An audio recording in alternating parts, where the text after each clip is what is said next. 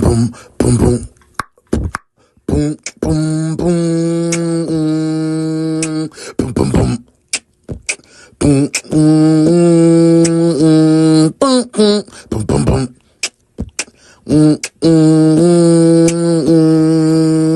Boom, boom, boom. Going to work. Boom, boom, boom, boom, boom, boom. Boom, boom, boom. Boom, boom, boom, boom.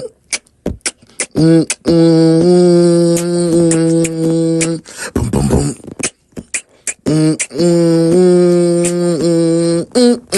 We going to work.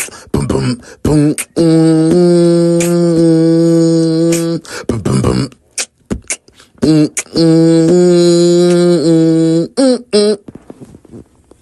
The morning shift starts now. It's Bubba Uno, so you know it's lit. LID. Do it. I see don't hit the bottom, I don't want it. I ain't trying it on if I ain't buying, that's how a nigga shopping. I see that bitch, she keep on looking, I know this shorty jocking. I'm getting some paper every day, no need for all that talking. I had nobody when I started, now everybody watching. I ain't trying it on if I ain't buying, that's how a nigga shopping. I see that bitch, she keep on looking, I know this shorty jocking. I'm getting some paper every day, no need for all that talking. I had nobody when I started, now everybody watching. I'm getting that paper, I'm getting that feta, collecting my coins, baby. Look at my pockets, it was block, how that Velveeta cheese. Ain't no nigga stopping what I'm doing, this shit don't need no team. Other man that can defeat the niggas, the man I fucking see. You keep on looking at me, baby, tell me what you really see. Is it the way these diamond dance, little baby, these real VVs? I want it, I just turn my size, I keep them bands on me. It's just so crazy how the ones I love, they changed on me. Never had haters call it envy, they just won't be me. A nigga play, he gotta go, this just the life I chose. My mama say she scared for me, I tell her pray when I'm gone. It feel like you can't trust nobody when you grew up alone. I ain't turn it on if I ain't buying, that's how a nigga shopping. I see that bitch, she keep on looking, I know this shorty jocking. I'm getting some paper every day, no need for all that talking. I had nobody when I started, now everybody watching. I ain't turn it on if I ain't buying, that's how a nigga shopping. I see that bitch, she keep on looking, I know this shorty jocking. I'm getting some paper every day, no need for all that talking. I had nobody when I started, now everybody watching. Designer scrap wrapped over me, I know I'm getting money. I know you see me riding around in the same old murky. The bumper hanging off me, yeah, you know I got it jumping. These niggas broke, these niggas stink, these niggas smell like onion. I'm in the trap, I'm getting cheddar, still moving onions. I went to Cali to get high and deal with cheaper numbers. I tried to assist the team, all they did was fumble. It's 25, the real VV, they cost a couple commas. Fuck packs on jeans, switch to G-Star. These a couple hundred more, bitch, I am a star. I be posted in the trenches, we be living large. Free my niggas locked up on the road behind The bars. It's Bubba Uno, so you know it's lit. I like to hear the rest, you know. I love him a little nephew spit, man. What's up, y'all? Good morning. Good morning. I had to get my lips together because I can't be on here crusty. I be going and watching the replay. Y'all be having me on here. My lips be crusty as hell. Y'all don't even say nothing. Y'all just be in here communicating. Oh yeah, Good morning. It's Friday. It's Friday. It's the end of the week and the last day. We've made it to the end of the week here in DaOnes Detective Agency on the morning shift with your boy UnoDaOne, the best true crime reaction show on the net. We made it, y'all. We made it. How you feeling, man? What you got planned for the weekend? Let me know in the comments what you and your folk got planned, or it might be just you. What you got planned for the weekend, you and your people, you and your children, you and your little bookie butt, you and your little boo-boo, you and your little you and your little shit, you and your little ball, whatever y'all got planned. Let me know in the comments, man. But I want you to know that I'm so glad that you're here with me this morning to kick this show off. We made it through a great week. It's been behind the scenes, it's been a hectic week for your boy Uno, but coming here to the precinct, seeing your beautiful faces in the comments, interacting, being merry, having a good time, solving cases, cracking faces. I feel amazing. I'm thankful that God gave us another day, another opportunity, another chance to be better than we were on yesterday. I hope God keeps us in his heart, right to the side of him, protected in that love. You know how your uncle used to be like, come on over here. Come on, get out the street, boy. That's how God be yoking us up sometimes. Get over here. It is hard headed. I hope he keep us safe. I hope he keep us protected. And I hope he keep you focused. Because today is Friday. We got a double duty case. That means not one, two cases for you. So be ready, man. Let's go ahead and get in and see who at work. I ain't got time to play. I ain't got time to play. We going to see. Welcome to roll call. Y'all ready for roll call? Let's do it. Ooh, it's gonna be a good day. Bernice, is this the right area for the roll call? Where the paper at? Where the paper at? Let's see who had the job. Who is Pernell here? What about Leroy? Did Leroy bring his country at? What about Sheikah? Is Sheikah here? Oh, they don't work. They don't work in no more. Well, I just want to say, uh, welcome in. This is the morning shift. It's your boy Hansie. I'm back. Welcome to work, detectives. Bernice, did I do that right? Bernice! Roll call.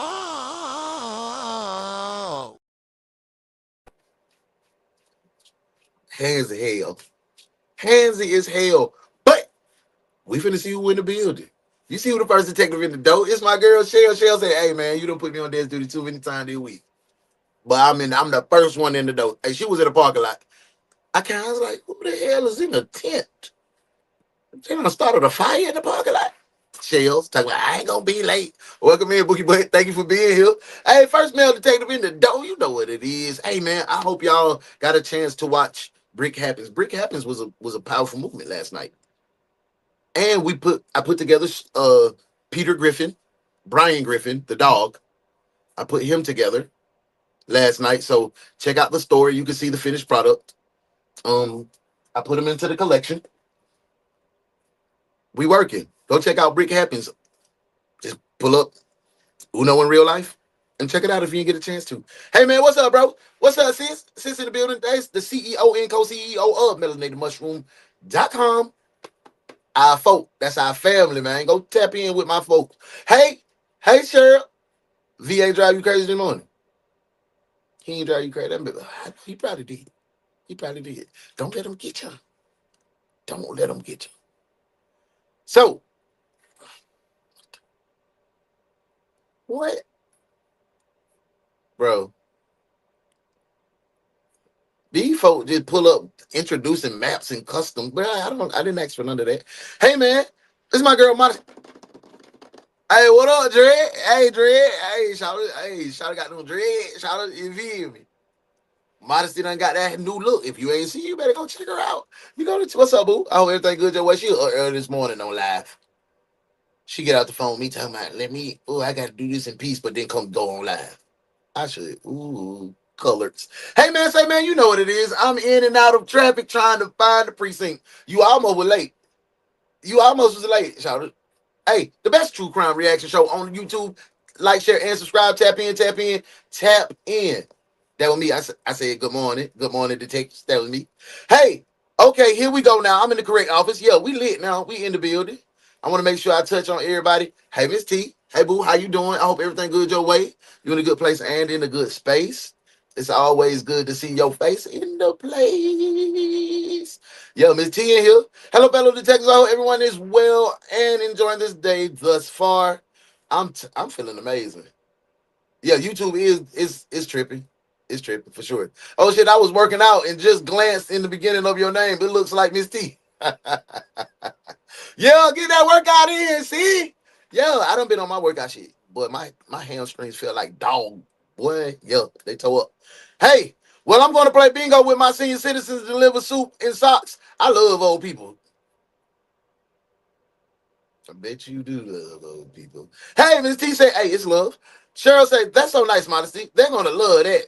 She be doing her thing. She be doing her thing. Little 1 2, little 1 2. Look, Brick Happens was dope. Thank you, thank you, thank you. Hey, y'all gotta tap in. Brick Happens. It was a great vibe last night.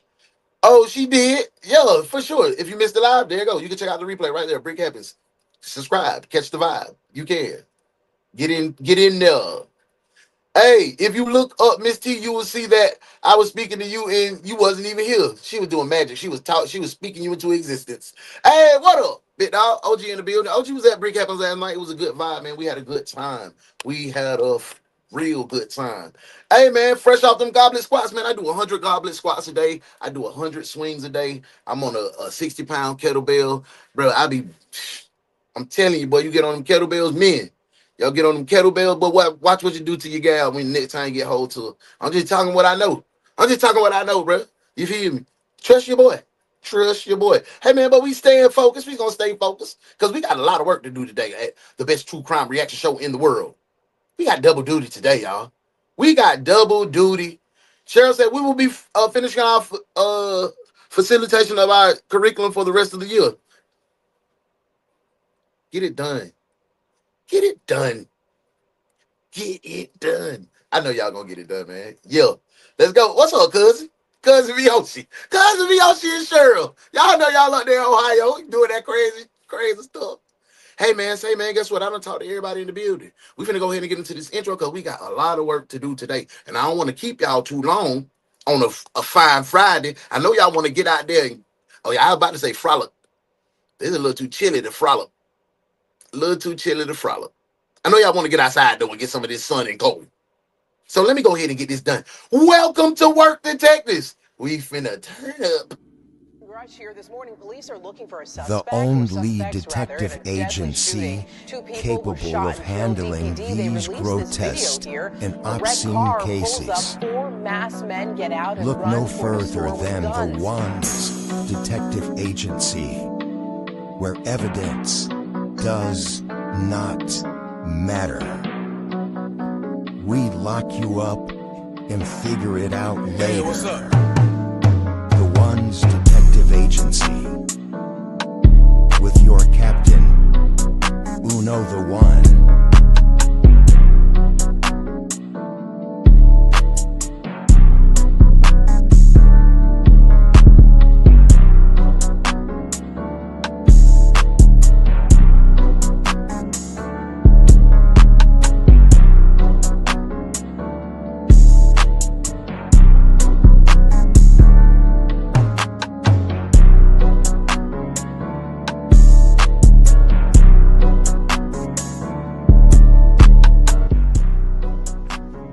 Welcome to the Ones Detective Agency.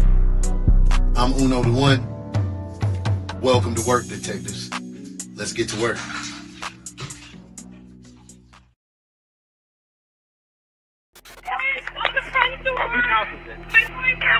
There's blood at the top of that. Is anybody else here? Sheriff's officer in there, come on now!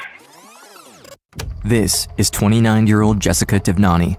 The footage you're about to see was filmed just minutes after Jessica's picture-perfect life took a disturbing turn for the worse.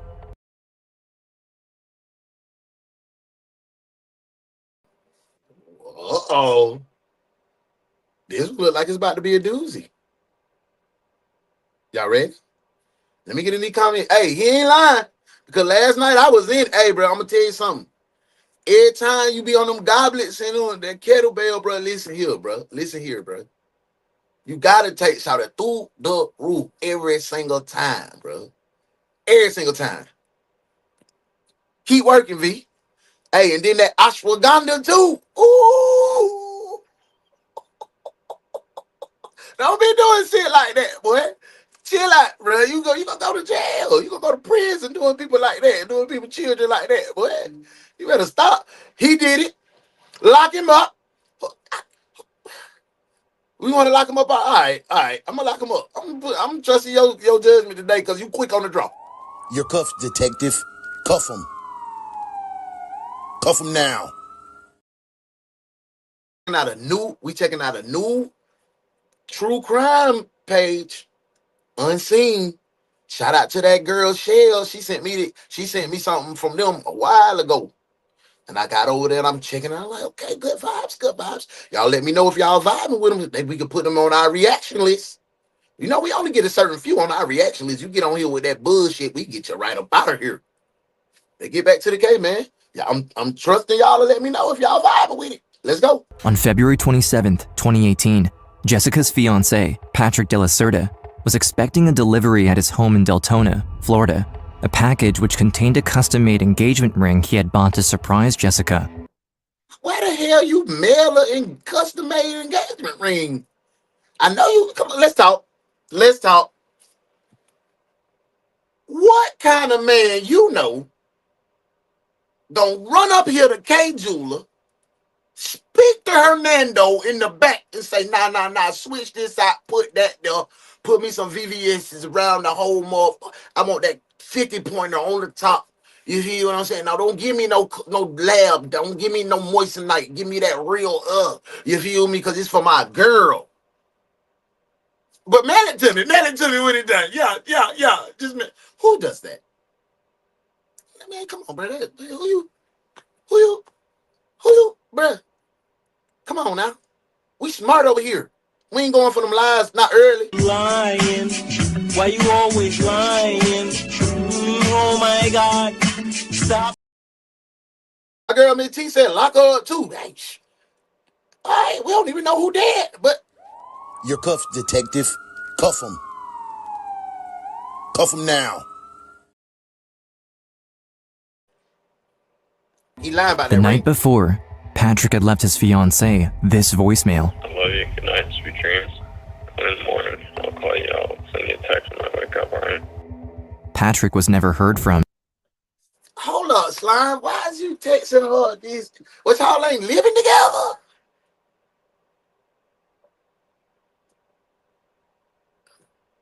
This is confusing already. I don't know. Somebody put in the comments, what is going on? Somebody tell me what's going on, because I have no clue. Where are you going? See if I can find him.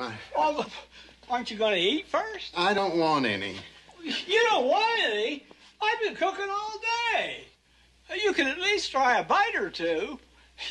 You're hot stuff, you know that? I mean, I've been cooking all day. I missed Oprah, Phil Donahue, Joan Rivers, and Dr. Ruth. I don't know what's going on. I don't know what's going on. My grandma said, it's the kiss. Looks like the kiss of death. We are definitely not engaged in real life if you mail me a ring. Oh my mama. Oh my mama.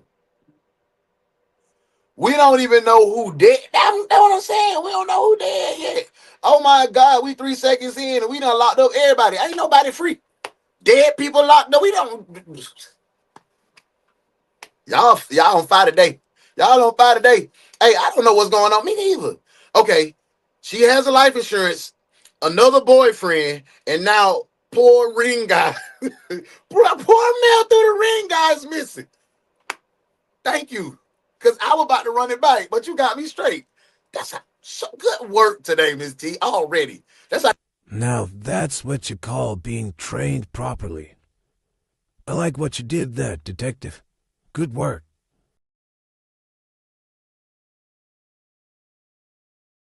They get back to it. After that, at 11:30 a.m., the Volusia County Sheriff's Department receives a call about a man who was found shot in his home. When police... Hey, did they say Volusia County? Come on, bro. Even on a new platform that we trying out for the first time today, look who the first one pop up on the screen. Volusia County. I ain't the smartest man in the world. I done toured up and down Florida. I swear Volusia County is Florida. Somebody let me know. Somebody let me know this Florida, man. Police arrive at the scene. They carefully make their way down the 9-acre property, unsure if the shooter is hiding nearby. Since I'm okay, he's not missing.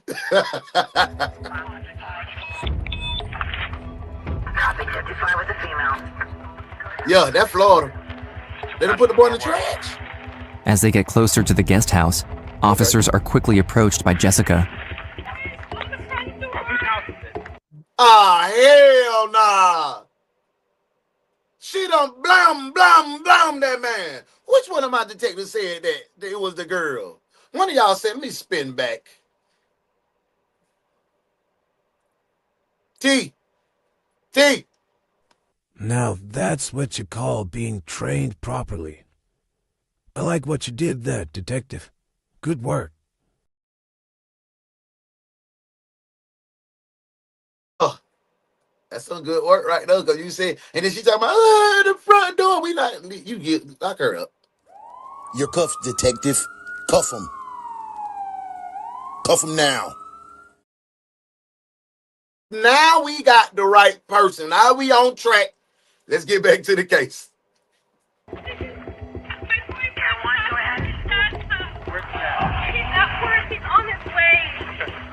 Ma'am, come over here. Stay here behind the tree. Madison, take the cuffs back from him. Take the cuffs back. Take the cuffs back. I'm sorry, Mr. Man. I apologize for my detectives. They're a little eager, but we have no ill intentions. We meant well. Rest in peace. But nothing could have prepared the cops for what is waiting for them around the corner. Well, they sticked up too. Real AR, real 223. On the floor, in the entrance, 25-year-old Patrick was shot 4 times through the glass door. Ooh, that executed that boy, man. I don't know how we're going to get past him and get up the stairs. Step over him. At the top of that. We got a camera above us, too. They have no way of knowing if the shooter is still inside, watching through the surveillance system. Okay, we got some real action in there. While officers make their way inside the guest house, others go around the property to the other buildings. Hey. Oh, Muffin might have just got PTO. Bro. Hey, first time. Mo, that's how you coming in right now. Muffin that came in, she done re-upped on her down. Okay. She like, oh, he ain't just finna put me on there duty. I was at the clerk office getting my license renewed. Salute to that girl, Muff, for the renewal of the license. Look how she came in that thing, man. Look how she, Muff. That's what I'm talking about, Muff. Muff just became a member 4 months. She's like, hey, y'all, hey, if you're late and you come in like that, ain't no desk duty. She ain't got no desk duty. I don't want to hit. She was at the clerk office. She was in the precinct. How y'all gonna tell me? I'm watching the camera. She was in the precinct. I seen her pull side modesty. She parked by modesty. She came in. Earl Lee is running the damn clerk. He ain't gonna never have nobody on time, man. He ain't gonna never have nobody on time. It's Earl's fault that she was late. Muffin, you ain't got no desk duty. Welcome in, Muff. Good to see you, girl. Yeah. Let me see, well, ain't this better? I knew he was gonna be the first one late. Yeah, come on. Get in here. You're the first late detective to come to my office. You know what? It's not my office anymore. It's your office now, late detective. Desk duty. And clean it up in here. Looks like a pig's been living in here.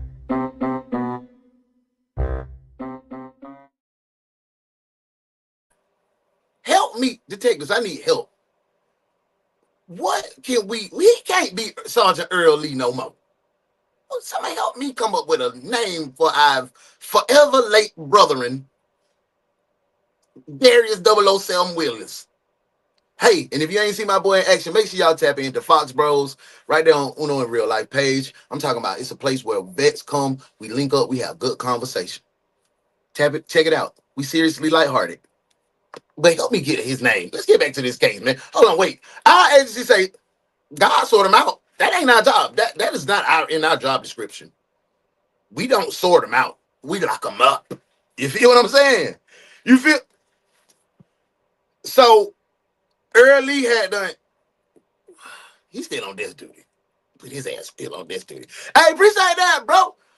He turned up this morning, Earl, I came in. My salute still.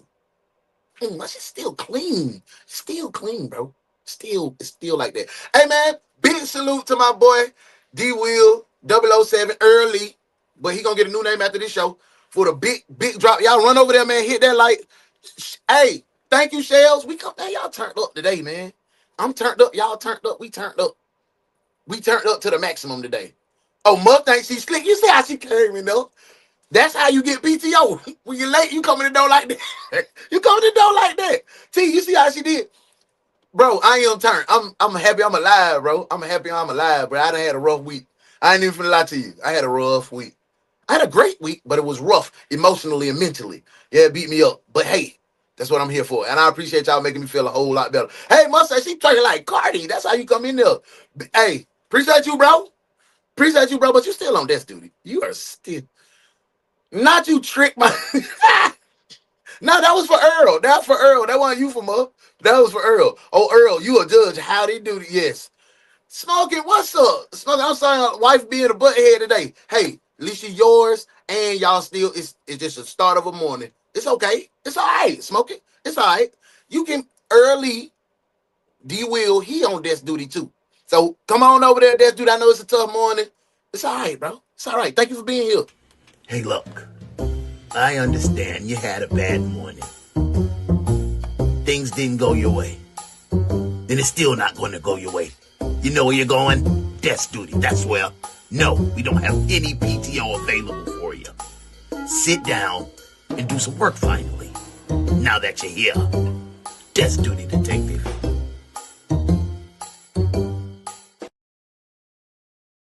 Hey, we got super chats rocking. Muff just dropped the super chat. Go over there and turn that super chat up. Thank you, Muff. Thank you, D. Thank you, Sharon. Thank you, Muff. Thank you, D. Thank you, Sharon. Thank y'all. Thank everybody, man.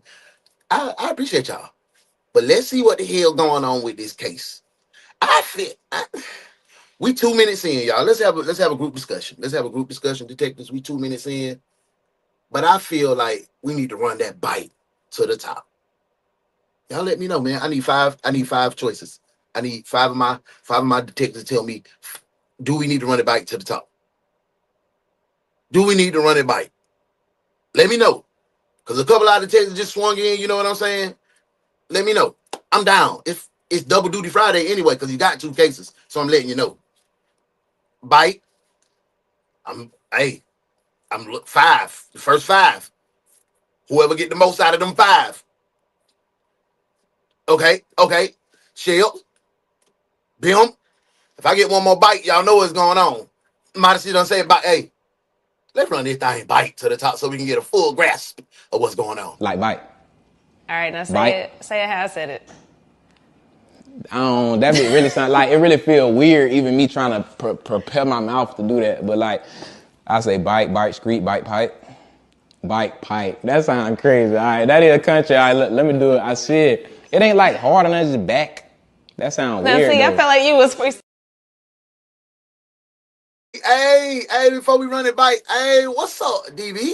My boy DB in the building. What's up, DB? Everything good? Your way in a good place, in a good space. DB was hanging out late night with me last night, so he probably, that's why he was late. But it's all good, bro. It's all good. You gonna get over there? Desk duty pretty late.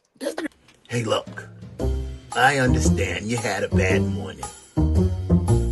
Things didn't go your way. And it's still not going to go your way. You know where you're going? Desk duty. That's where. No, we don't have any PTO available for you. Sit down and do some work finally. Now that you're here. Desk duty, detective.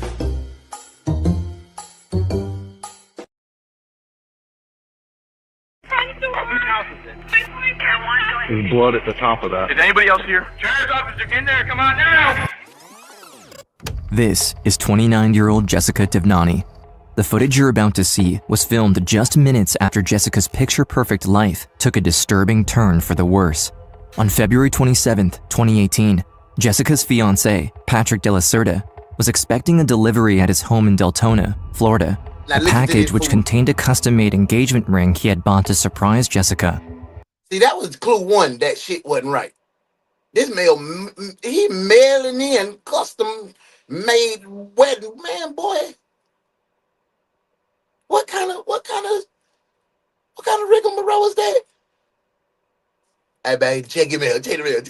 Yo. But y'all on FaceTime doing proposals? Like, oh. The night before, Patrick had left his fiancée this voicemail. I love you. Good night. Sweet dreams. He leaving her this voicemail. They mean they wasn't living together. Damn. So they did it the traditional way. They're like, no, we won't shack up until we're married. All right, respect. In the morning, I'll call you. I'll send you a text when I wake up, all right? Patrick was never heard from after that. At 11:30 a.m., the Volusia County Sheriff's Department receives a call about a man who was found shot in his home. When police arrive at the scene, they carefully make their way down the 9-acre property, unsure if the shooter is hiding nearby. Oh, that's a security gate.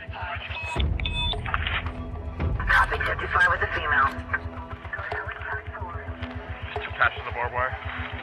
As they get closer to the guest house, officers are quickly approached by Jessica. So Jessica, if your ass right there, why you ain't open the gate?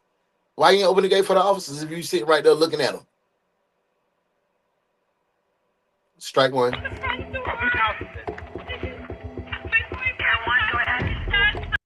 You just standing there like a bump on the log. Strike two. He's at work. He's on his way. Ma'am, come over here. Stay here behind the tree. Yeah, well, But nothing could have prepared the cops for what is waiting for them around the corner. On the floor, in the entrance, 25-year-old Patrick was shot 4 times through the glass door. I don't know how we're going to get past him up the stairs. There's blood at the top of that. We got a camera up. It feel like I'm gonna say this, V. My boy V. She said another setup case. I feel like this. Ooh, I ain't really want to marry you. I ain't really want to marry you, so I gotta get out of this.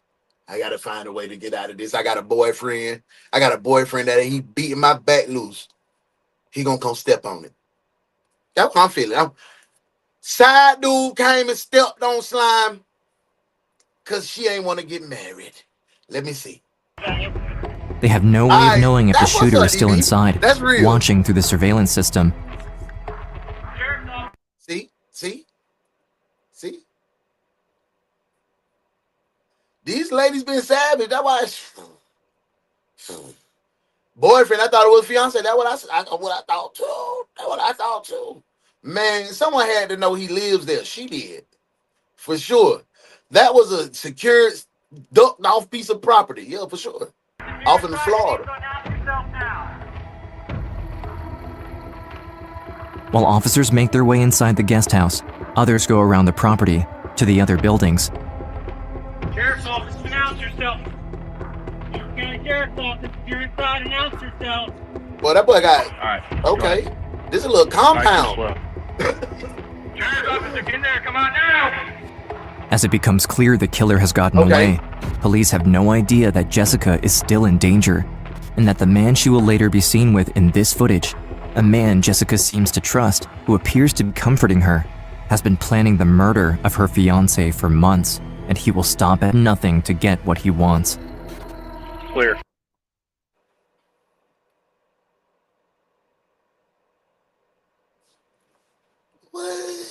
What?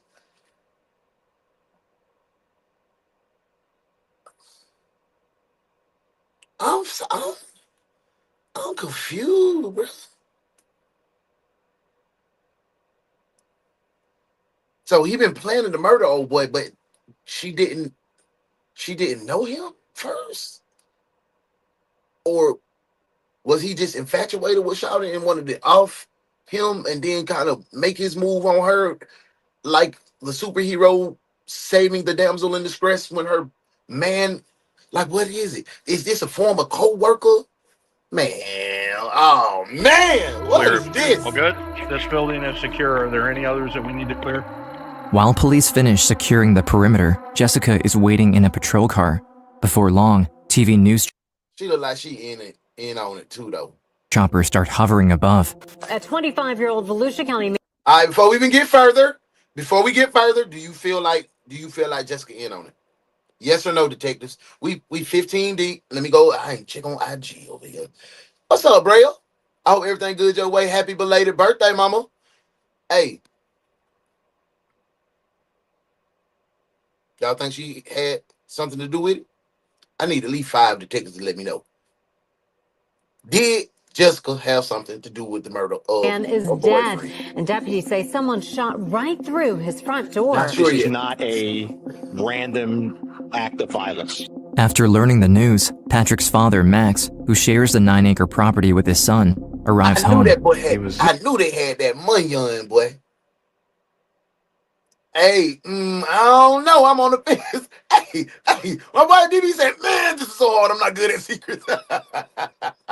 She is the mastermind. That's what. Hey, bro, I'm Not at thinking. home when any of this She done stuff slung that happens. coochie around a little bit. He works construction. He happened to be. Hold up. They got paper. Dad got money. He worked construction. He got money on it. It might be a rival construction. Hey, they be beefing in the construction world for real. This mother got the contract that we've been working on. I was trying to get Kathy a new house. I'm gonna kill her.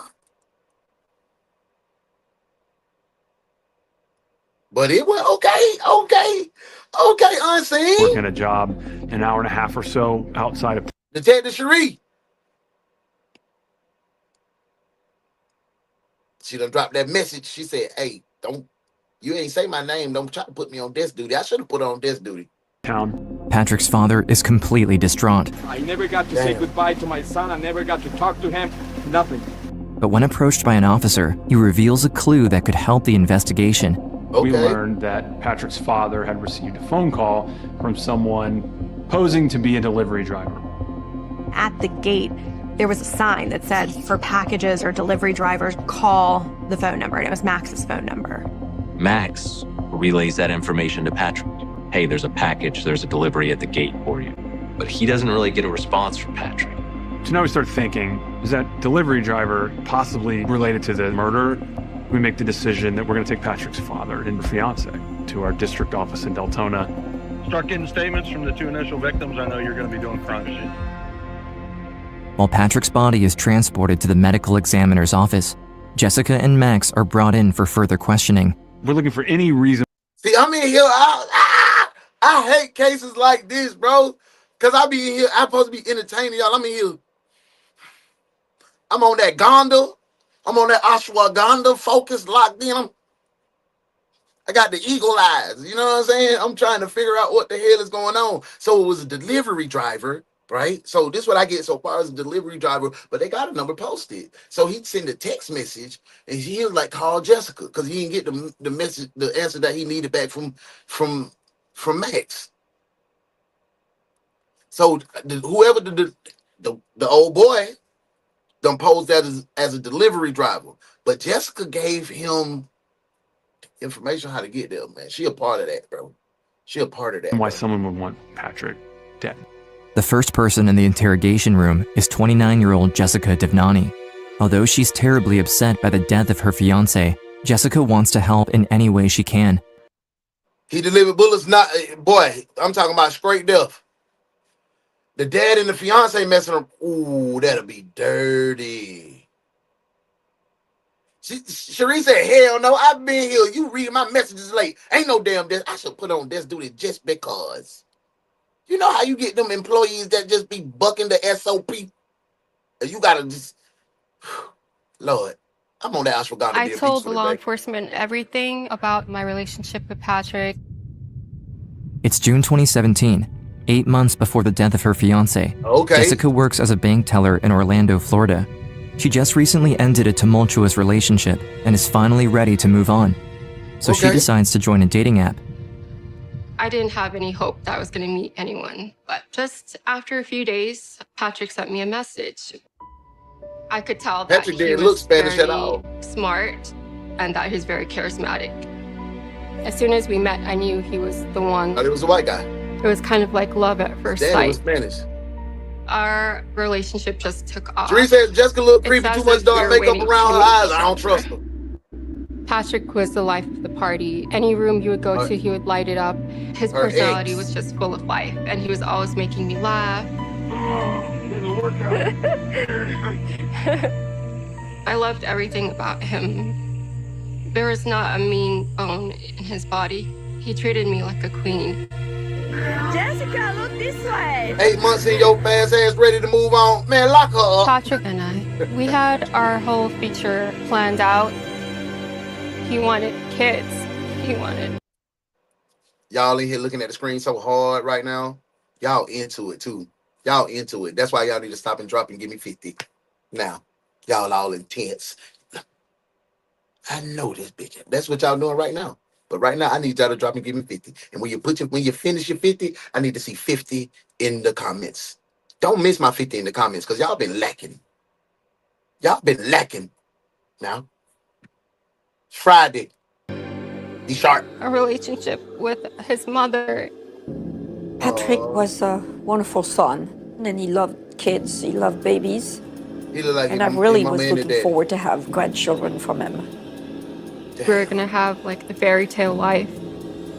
And when they came and said, Mom, this one is the one.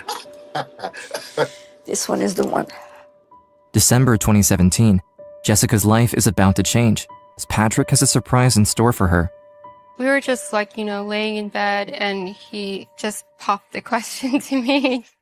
Of course, I said yes. I was so excited. It was one of the best moments of my life. The day of their engagement, Patrick offered a temporary ring to Jessica, one she could wear, while he worked on a custom-made ring with a jeweler. The ring. See, y'all ain't even say that like that the first time, bro. Y'all just said that man mailed her a ring. I done came to the club like, how many times, Sharon? 50 times. I cannot believe what your penny line. That Patrick designed for me, it was actually supposed to arrive within that week that he passed away. He didn't pass never away. got to give it to me. He didn't pass away. I love you. Good night. Sweet dreams. And in the morning, I'll call you. I'll send you a text when I wake up, all right? Love you. Good night. Bye. On the morning of February 27th, Jessica wakes up to see that Patrick has already texted her. But when she tries to call him, she gets no answer. I appreciate I that, didn't think DB. too much of it because, it was early in the morning. When I got to work and I tried to call Patrick over and over again, and there was no answer, which I thought was weird because he always answers every phone call. I just felt like something was wrong. I left work right away to check on Patrick. The drive felt like it was forever. Jessica fears the worst because of the disturbing threats the couple had received. This man I think this the plan. He comforted, he trying to swoop in like a knight in shining armor because he already set this plan in motion. I don't even think Shawty had no dealings or knew this man. She might have spoke to him in the bank where she worked at. Or is Jessica in this shit, man? God. Call me now, or all hell is gonna break loose. I know my forehead big, but I was on the phone with Patrick's dad, Max. We both were trying to get in touch with Patrick, and there was no answer. Patrick's father, Max, is also on the phone with his girlfriend, Shannon, after he asked her to go check on his son. I ain't never hear a temp ring. The ring that I bring, baby, that's all I got. That's all I got. And while Jessica and Max are racing to Patrick, I'm gonna tell you some real gangster stuff. This ring right here is the only ring. I bought this for myself, and I bought this ring, and I bought my wife's first ring. All of this was when I was in the military. I was a puny ass E1. I bought it for $256. Yeah, my wife was like, so I bought her a ring that was decent for her.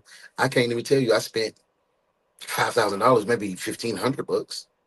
And then as the time progressed, our ring got better and better and better. To 25, I gotta put a damn mountain on her damn hand. But Shop don't even be caring about that.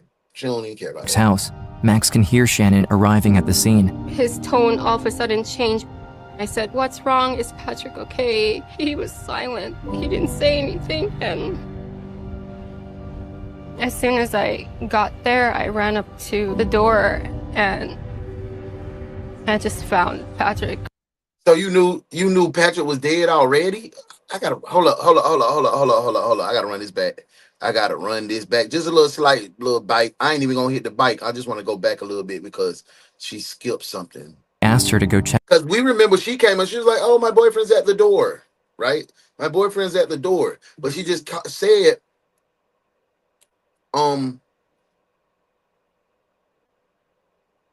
somebody called and told her that she asked, was Patrick okay? She got quiet, and then she just went over there. So I'm confused. When we saw her, she was already there. Back on his son.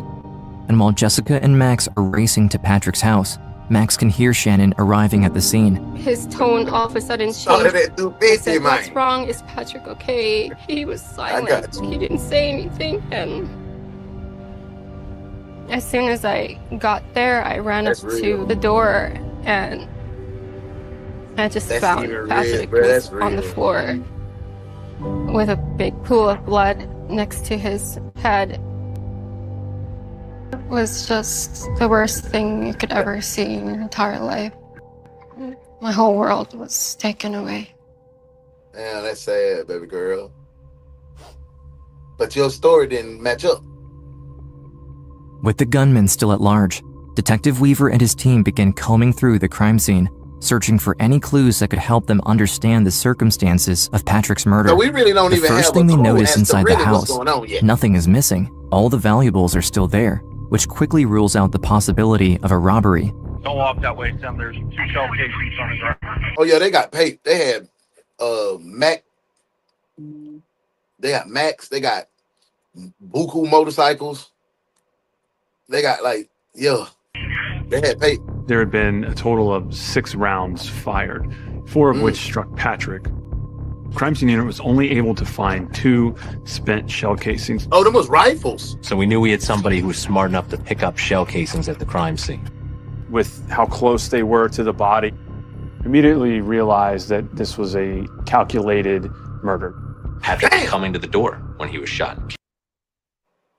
He was coming to the door, and that boy upped and then whapped him like.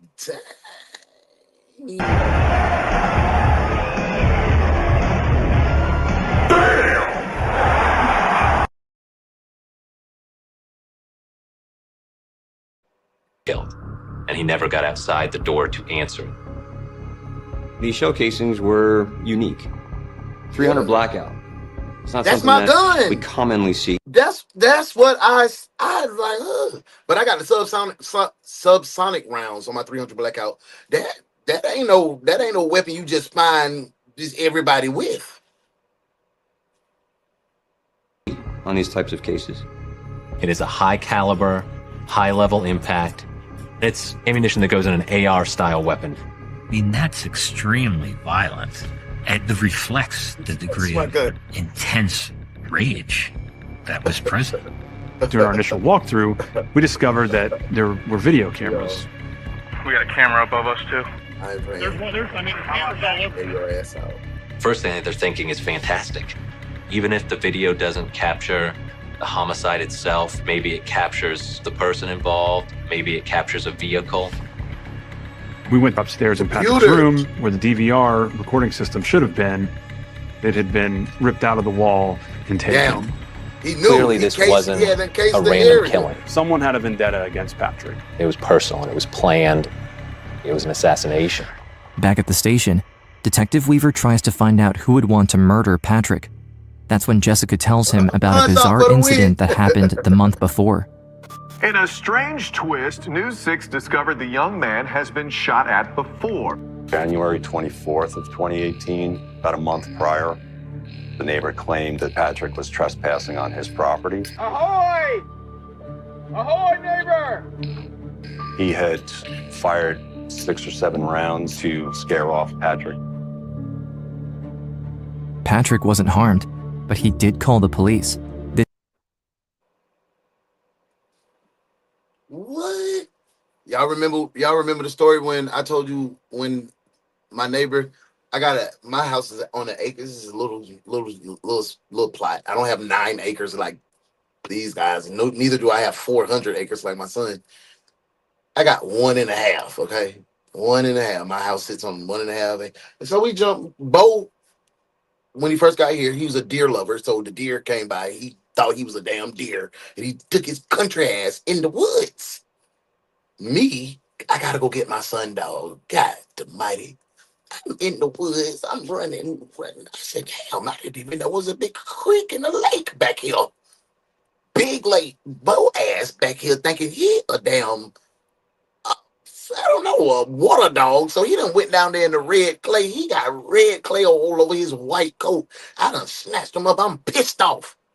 I put him down to shoo him back to the, like, take a butt to the house. Man, that thing, we know we coming through the property and like, hey, you trespassing. Big old dude with a shotgun. I'm terrified. I'm running. I'm on the phone with my wife, FaceTime. I'm like, bro, put the fucking gun down. I'm getting my dog. I'm running. I'm trying to run from him. I'm dipping in between the trees or whatever. Man, bro, done drew down on me now. He ain't hit nothing, but I was terrified. And I wanted to come back and get my 300 and air that shit out. But I was on his property. This is helicopter footage of the man being tackled and arrested by police for that incident. Detective Weaver thinks he now has a promising lead. Right away, we want to find the neighbor. Damn, Could he that be was an old the head. shooter who came onto the property stealthily and got Patrick to come downstairs and killed him? Just hours after Patrick was found murdered, investigators send someone to the neighbor's house. See you home now? I don't know, we're gonna try one more time. Dang. But after knocking on every door and window, they get no answer. Nobody. I like the way this is put together too, y'all. You're going to run his name through a law enforcement database. And we found out this individual could not have committed the crime because he physically was in custody at a jail facility. So we were able to check him off the list. Detective Weaver then asks Jessica if there's anyone else who could have the motive to kill Patrick. That's when he learns about a series of ominous voicemails the couple had received. I'm making a phone call. I'm giving instructions, and I'm going to have my plan put into action. Call me back and talk to me. I'll talk to you soon, I hope.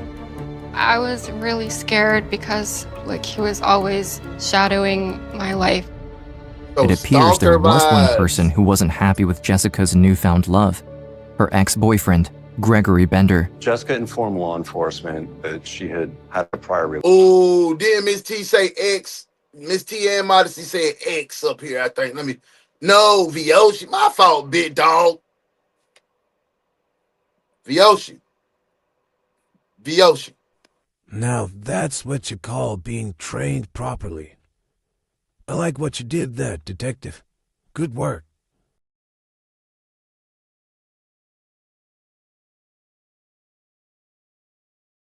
Best alibi you can have is being in jail. That's real. You can't, hey, but Relationship with the gentleman. my bump. Jessica's ex, Gregory Bender, had He been looked nice. persistently coming What's the shirt after that is on Jessica, those trying to win her back. 2016, Bender was a successful hedge fund manager who lived in this $1 million house in Windermere, a wealthy suburb just outside of Orlando. Although he and Jessica had been dating for a while, the I ain't even gonna put my son business. relationship was far from perfect. As time passed, Bender became more and more controlling, and Jessica recalls feeling trapped. He was very possessive. He said that if I ever left him, that it would never be pretty.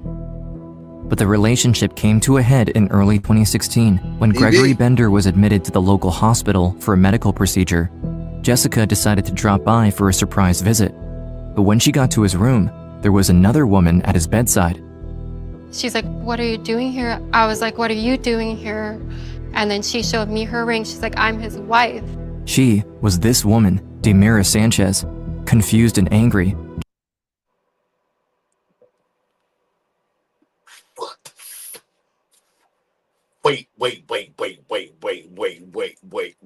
Wait. What?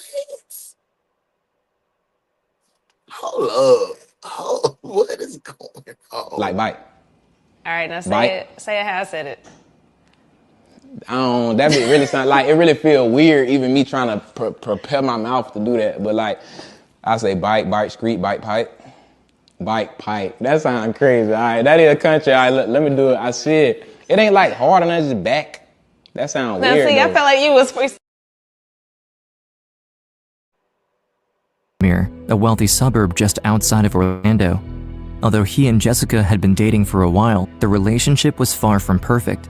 As time passed, Bender became more and more controlling, and Jessica recalls feeling trapped. He was very possessive. He said that if I ever left him, that it would never be pretty. But the relationship came to a head in early 2016 when Gregory Bender was admitted to the local hospital for a medical procedure. Jessica decided to drop by for a surprise visit. But when she got to his room, there was another woman at his bedside. She's like, "What are you doing here?" I was like, "What are you doing here?" And then she showed me her ring. She's like, "I'm his wife." She was this woman, Demira. Hey man, this makes me feel like, bro, like Modesty just said, so he had a wife, but obsessed with her. That makes me feel like, bro was like, boy, it's me. It's me. I crash into you and your dude. I crash this thing out, and then right now that puts, to me, he's the lead suspect. He's the lead dog to me.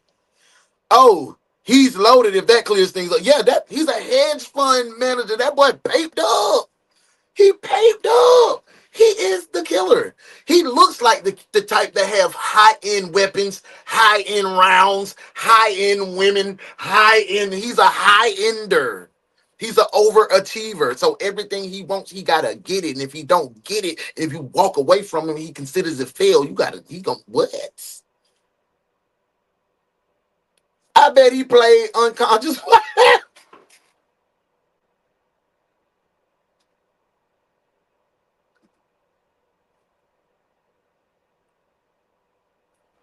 I'm talking about dead. The wife look like she could kill though. The wife look like she'll put a hoodoo spell on you. Let me get back to the case. Sanchez. Confused and angry, Jessica left the hospital in a hurry. My heart just dropped. I couldn't believe it. I wish they stopped showing that ugly picture of Jessica. She's pretty on the picture, but she's gorgeous right there. Show this picture of this girl, man. Y'all's got her over there looking like a damn K-pop character. Shocked. In the following days, Look at him. That boy look like Matt Stafford. Big brother, Jeremy Stafford. Bender tried calling her to make amends, giving a bizarre explanation about his private marriage, which did nothing to reassure Jessica.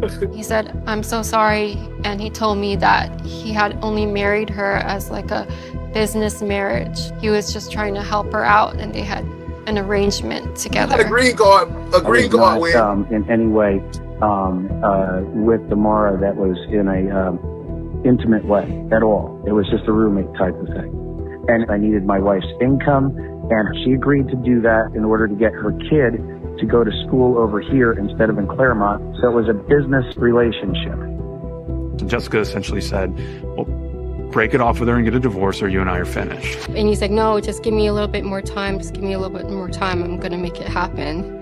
I couldn't take it. The discovery that Gregory Bender had been hiding the fact that he was married He transferred from Georgia Tech to Georgia State. Jeremy Stafford gave Jessica the push she needed to gain back control of her life. Not long after, Jessica ended her relationship with Bender. Jessica believes that, hey, that chapter's finally... Hey, y'all believe it was Bender? Y'all think it was Jeremy Stafford? Y'all let me know if it was Jeremy Stafford in there, man. Put a football in the comments if y'all think it was Jeremy. Closed in my life and I'm ready to start fresh. But while she was convinced her life was going to get better, she had no idea. That's what I didn't understand. You a hedge fund. Why you needed her income? Like, why did you need her income? You paped up. Typical cheater excuses. Yep. No, this is a business relationship. Yeah, no. How far Bender was willing to go to get her back. He looked like a killer right "You up. can't do this to me. I'm not going to let you go." He wanted to know my every move and to make sure that I was still there and not with somebody else. I blocked Greg from everything. I wanted him to leave me alone. Bender began harassing Jessica, calling her repeatedly, reaching out to her family, stalking her on social media. And when all else failed, he would show up at her work. When the police came to my job, at the time, I had... Do you say, I had to go to my work? Hey, show up at her work. I mean, I guess that's technically right, but it just sounds off instead of saying show up at her job. I don't know. Maybe this is me. Maybe I'm slow. The police officer listened to the voice message. Yeah, don't push me here. All I'm doing is asking to talk to you right now. I'm not asking for anything else. It's him. Unblock me. Enough is enough. Let's lock him up, bro. Let's put bro in cuffs real quick. Somebody drop me a warrant. You're cuffed, detective. Cuff him. Cuff him now. And they're like, well, it still doesn't mean anything. We can't do anything based on verbal harassment. They even called Bender. They said, oh, he seems fine. Like, he seems cool and collected. And I was like, yes, that's Bender. He's very conniving that way. Jessica tells Detective Weaver that Gregory Bender just couldn't live with the idea of any other men in her life. But just 1 month later, Jessica met Patrick and they began dating. I definitely wanted to be clear. That's what I'm saying. He didn't need her pape. He's a hedge fund manager. He's paped up. What did he need with a lady that needed his address so her kid can go to a better school? Like, nah, it didn't make with sense. Patrick that I Thank you for clarifying have that, a DD. very jealous ex-boyfriend. I was afraid that he would find out about our relationship. I told Patrick, I was like, please, I don't want our picture up on Facebook. When a boy tell you, hey, unblock me now, that's a damn enough. He pulling up. And I've been emotionally wrecked before when I was blocked by shouting and I had to go down there and tap on the window too with my 45. I was unhinged like that before too. I wish you could know me back in my day. To see how peaceful I am now. If Greg ever finds out, But Patrick's like, no, he doesn't want to hide us. Patrick wanted to tell the world he was in love with Jessica, and nothing would change his mind. He eventually convinced Jessica to post a single picture on Facebook. Before she agreed, Jessica had created a new profile, deleted her old profile, and blocked Bender altogether. It wasn't enough. He had found out about me and Patrick through Facebook. He had found my profile. Oh, he a real Things went downhill from there, as boy. Bender began threatening Patrick as well. He had looked up his name online and he found his address and phone number, and at that point he was threatening Patrick. I don't think he hired nobody, bro. Patrick's mother. He's like, Shell, he did it for sure. You think, or I don't think he hired somebody because he seemed like that type of unhinged mother. He like, you don't put your rod in my girl. He want us, and that's why with 4 shots, he stood over him. He's that's rage. That's rage, bro. That's a different type of animal. And on that picture, you can kind of see the devil in his eyes for real. Only certain when you know what a killer looks like for real, you can see it in their eyes, no matter how much they smile. For real. I know where your mom lives. He's like, Hey, I'm Self. gonna harm you. What's up, man? I hope everything good your way. You in a good place and in a good space. You in the place. It's always good to see your face. You're from the left coast, the west coast, the best coast. Whoop, whoop, nigga, what? Hey, whoop. I hope everything good your way. You know what it is. I'm finna go ahead and put you on in desk duty. We're gonna keep on rocking. Welcome in, mama. Hey, look. I understand you had a bad morning. Things didn't go your way. Then it's still not going to go your way. You know where you're going? Desk duty, that's where. No, we don't have any PTO available for you. Sit down and do some work finally. Now that you're here. Desk duty, detective.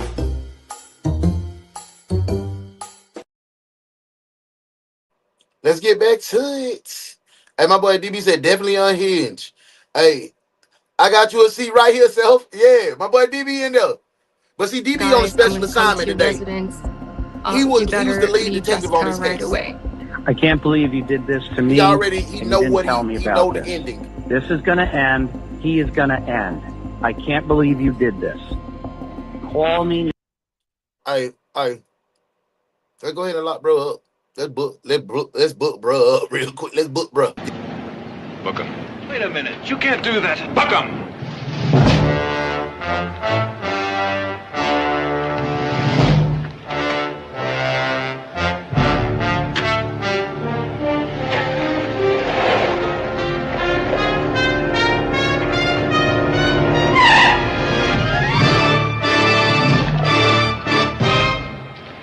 Mister, right now I hate to be your boss.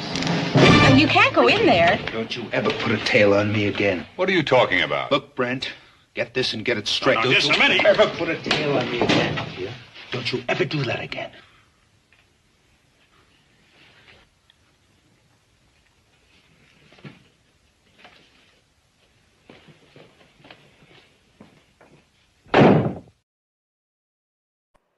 Now, or all hell is going to break loose.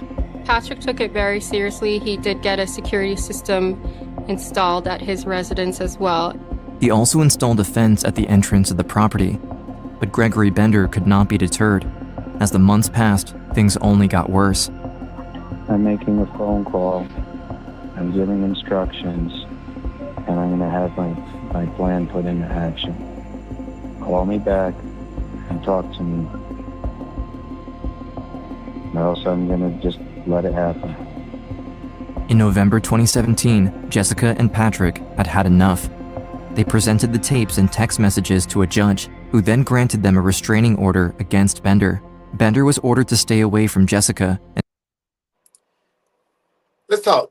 So he was a legitimate crazed ass stalker. They got him in the white suit right there. Look like he in a white suit right there. That might be his goddamn mugshot when they apprehended him. Why aren't stalker rules or laws more stringent or more like more tougher?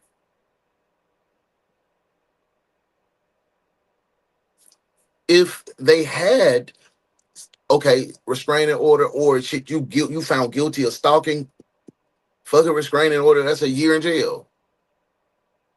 That's a year and a half, that's probation. You got to be checked every month or something. Something has to be set in place besides a fucking piece of paper say, oh, I got this restraining order. So what? Bye, you dead. I just feel like the stalking laws are a joke in the country. Straight up. That shit don't protect no ladies, man. And turn in his large collection of firearms to authorities. With the restraining order, Bender was not allowed to call me, message me, no form of contact whatsoever. Oh, what? He was not allowed to come near my workplace or my house. And I also listed Patrick's residence in the restraining order. And in all appearances, the restraining order worked. The threats and harassment stopped. Patrick and Jessica could finally breathe a sigh of relief. We thought he did go away. We didn't hear anything, and we felt confident. Only once did Gregory Bender violate the restraining order and call Jessica at her work. It was the first. Shit, I done had a restraining order and then still went out there and fought, shot her brother. So what? What does that do? What does that do?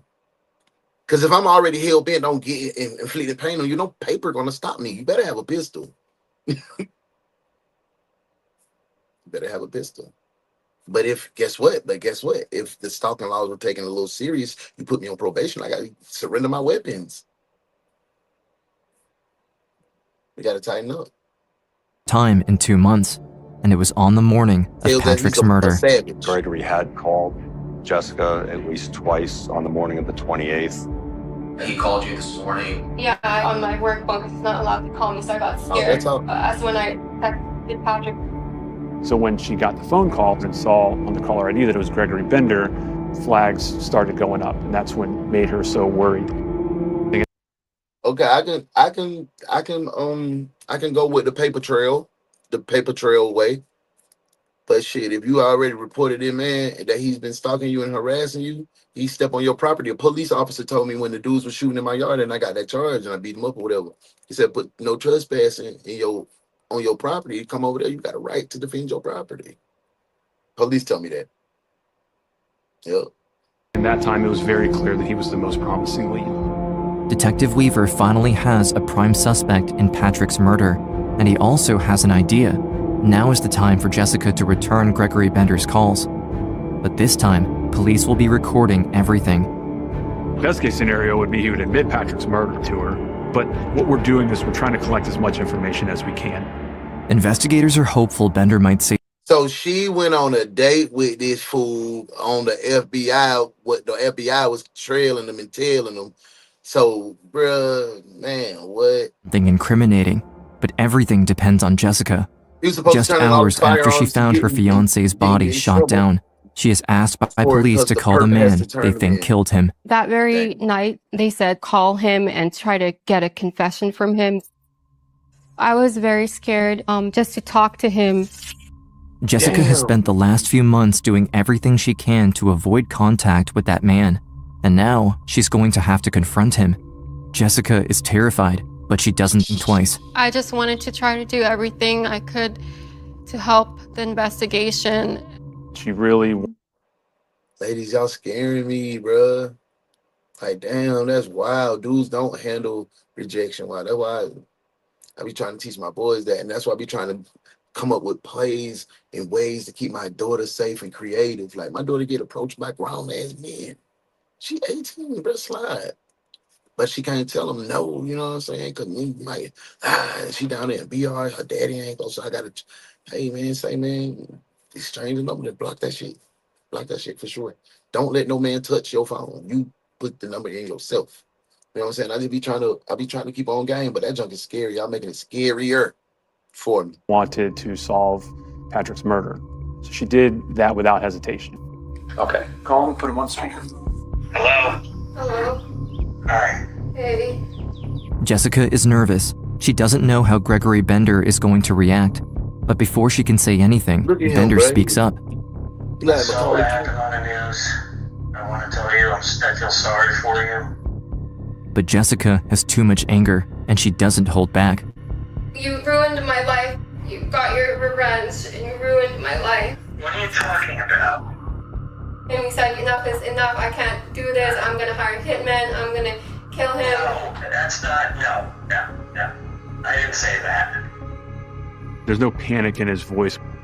It's almost like this was rehearsed. Like he knew that we would be recording that conversation. So I said to him, why did you call me on the morning that Patrick passed away? And he said that, oh, it was a mistake. I accidentally dialed your number thinking it was a coworker. The odds of him accidentally calling her twice, it doesn't seem very likely. But that's why I want to find out if it is you. Like, no, it's not. I'm your friend. I did not do this. While Jessica is not pulling any punches, Gregory doesn't say anything that could be used against him. But as the call is about to end, he makes a surprising move. He's like, let's meet up, let's talk. Bender offers to meet Jessica just hours after her fiancé was brutally murdered. It appears he is still trying everything he can to get Jessica back. That's where the phone call went. I'm your friend. She did a heck of a job on the control call, but they were nowhere near. Well, he looked like Chucky. Probable cause to arrest him for first-degree murder. However, there's a chance Gregory Bender knows the investigators are onto him.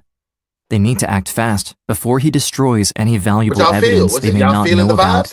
They decide to arrest Bender for violating the restraining order, which will give police only 24 hours to build their case against him. Their prime suspect behind bars, Detective Weaver doesn't have any proof that would link him to the murder. This is when investigators receive a tip from the most unexpected source. A day or so into our investigation, we also received a phone call from Bender's wife. Yeah, I'm vibing with it too. What made Damara come forward is she sees the news and sees that Patrick De La Cerda was murdered.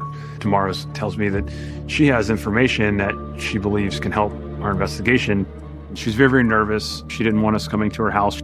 So play wife done.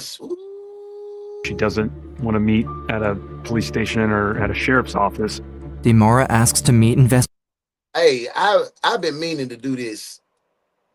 I've been meaning to do this for quite some time.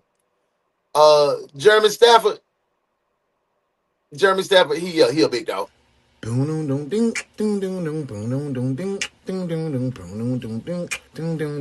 It's so silly of me to act like I don't need you back.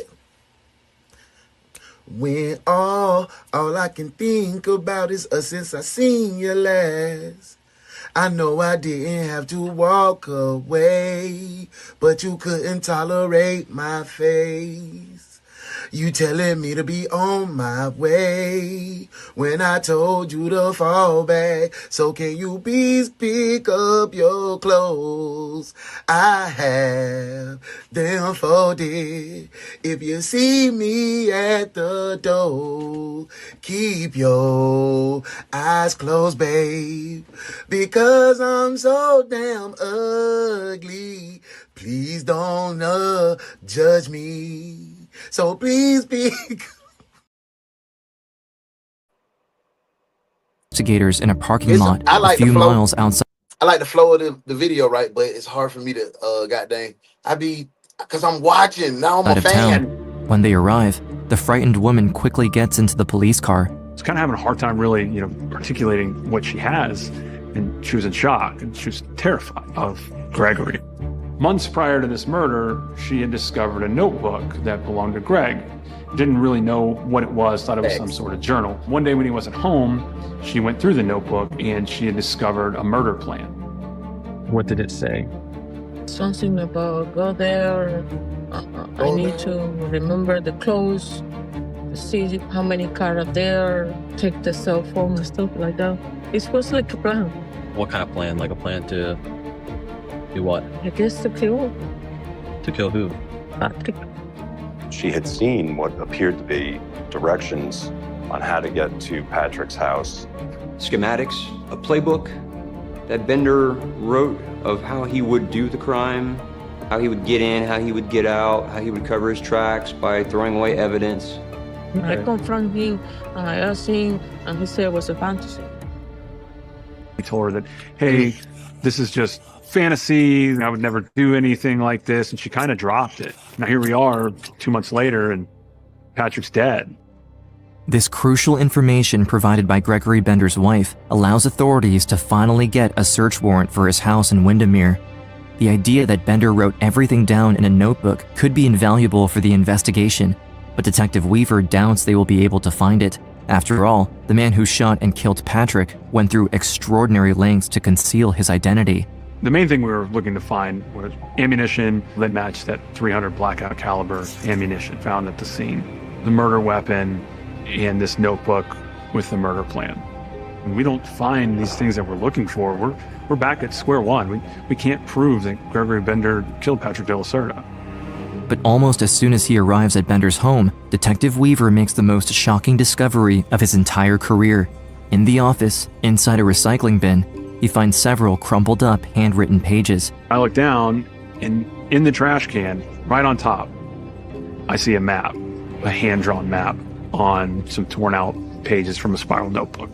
And I was in shock. So there's no way that we just found this murder plan.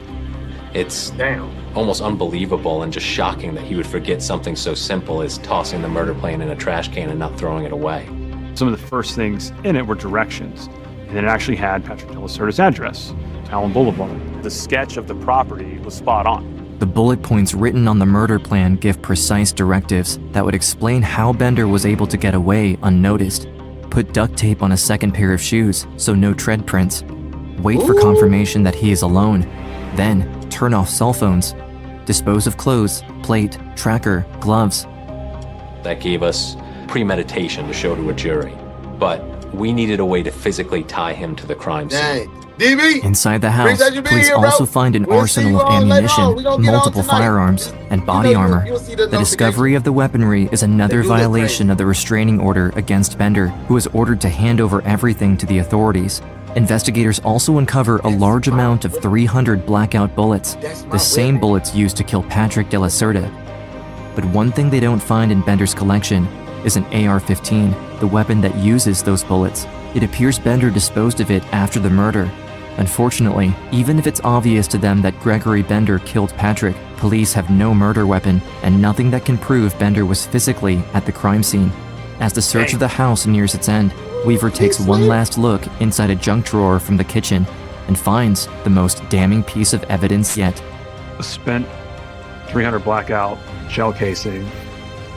Not a unfired piece of ammunition, but a discharge. Oh my God, he would have got away if he, boy, oh my God.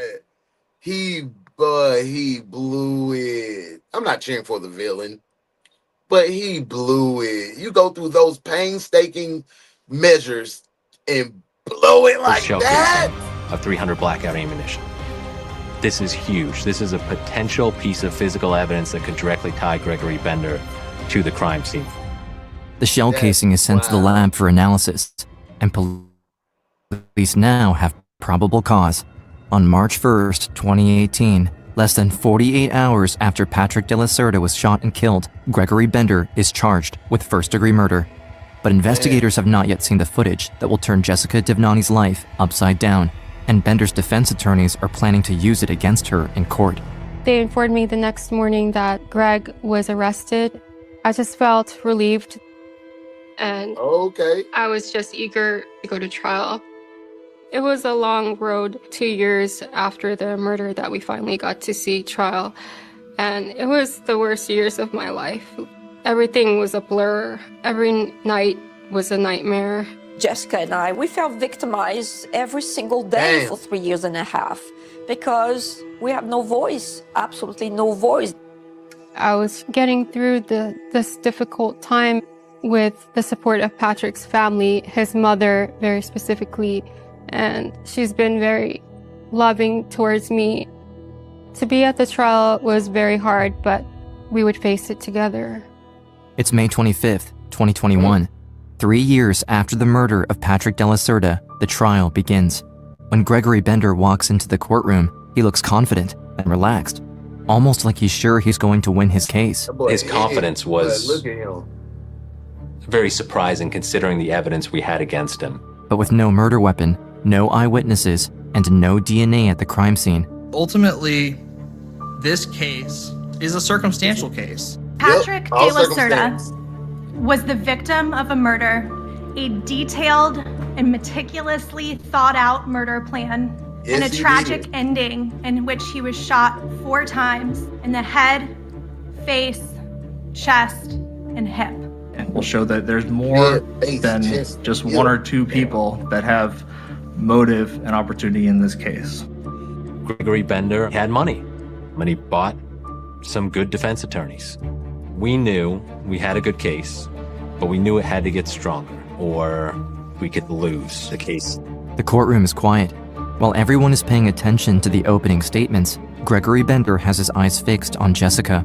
It was very uncomfortable because I was facing the monster, and he was staring at me most of the trial. He wouldn't take his eyes off of me. They had to tell him, you know, you have to look away. You can't just keep staring.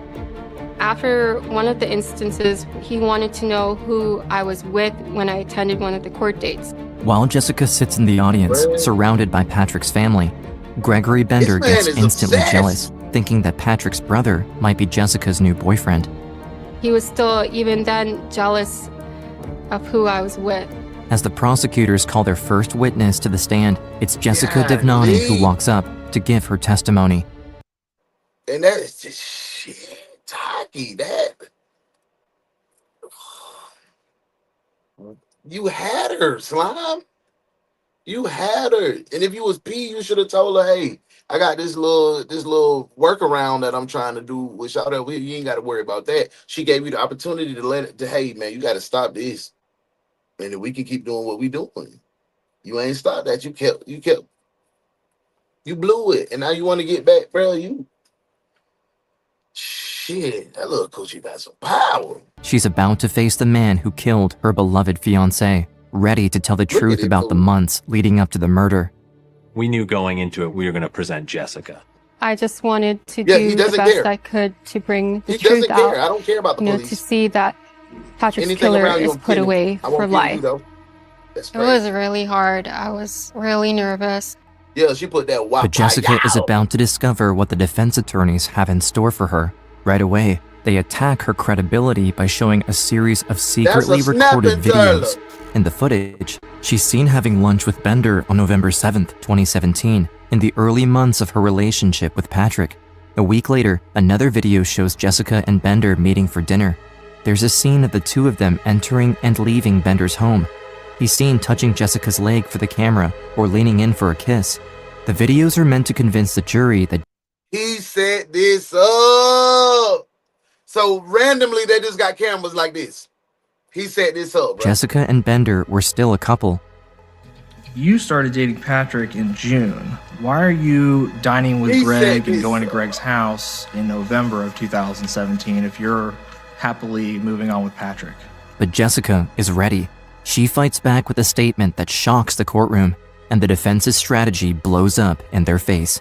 Because the defendant was threatening and I was trying to calm him down, and he said that if I went to see him, he would not harm anyone. It felt really odd. I felt like he was trying to put on a show because he kept like trying to get close to me and trying to hold my hand, which he never used to do. I was like, what are you doing? I was like, what are you trying to do? Jessica quickly exposes the truth that the secretly recorded videos were all a setup, and that Gregory Bender had hired a private investigator to follow him around. You actually see these videos? I did. What did he do with it? He had given it to Patrick. Did that cause some strife between you and Patrick in your relationship? Yes. We had a fight and we had broke up for a few days. Did the two of you end up getting back together after that? Yes. Throughout the trial, Gregory Bender remained stoic until his ex-wife Damara Sanchez takes the stand, the one he claimed to have married only as a business relationship. Were you married to Mr. Bender?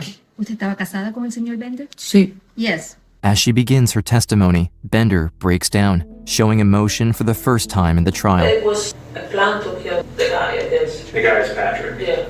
After her testimony, Gregory Bender is seen saying "I love you" to her across the gallery. Don't talk to anybody in the courtroom. Now that the jury has seen what kind of man Gregory Bender really is, how he meticulously thought out. I'm confused. You break down for her wifey, but you chumped her off and said she was just a business situation. But then you obsessed with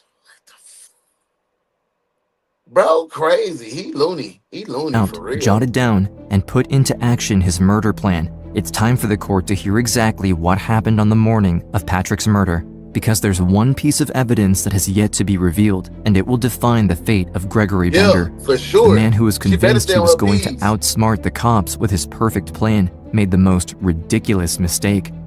February 27, 2018, at 6:13 a.m., the security camera from a neighbor catches Gregory Bender's car leaving his house. He drives for 45 minutes from Windermere to Patrick's house in Deltona. After parking his car, he puts on the second pair of shoes with duct tape underneath. Then he makes his way onto the property. The dirt road that was drawn on the murder plan runs down the side of the property.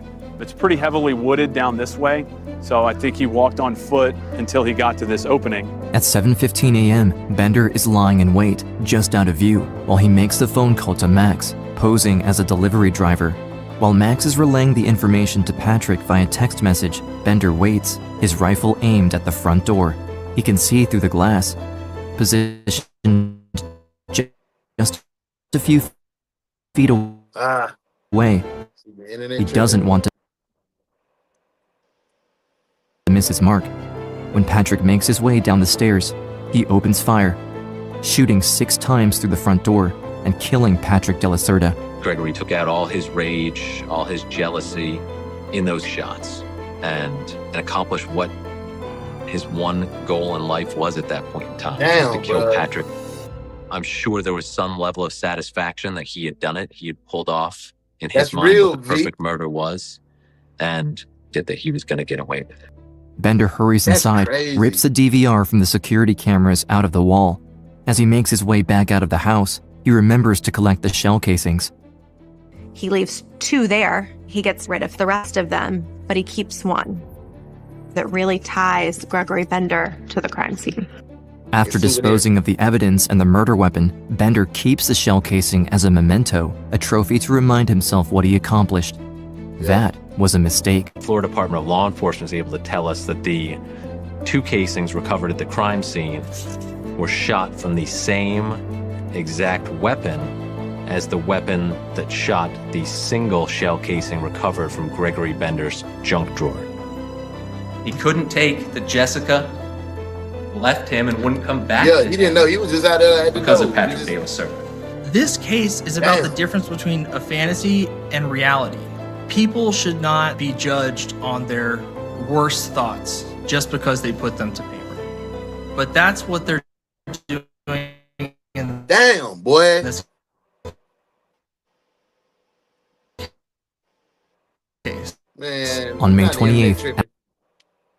after 3 days of testimony, the trial finally reaches its end. After Man, just a I few was hours watching of with y'all. deliberation, the jury comes back with a verdict. We, the jury, Guilty. find the defendant, Guilty. Gregory Bender, as follows. Guilty of the charge of first-degree murder as charged in the indictment. Premeditation. In Florida, a conviction of first-degree murder is an automatic life sentence without the possibility of parole. I want to thank all of you for having put evil where it belongs. I hope they keep you in jail until you die there. Until you die. Because the moment you step out, I'm going to finish you off. The same thing you did to my son.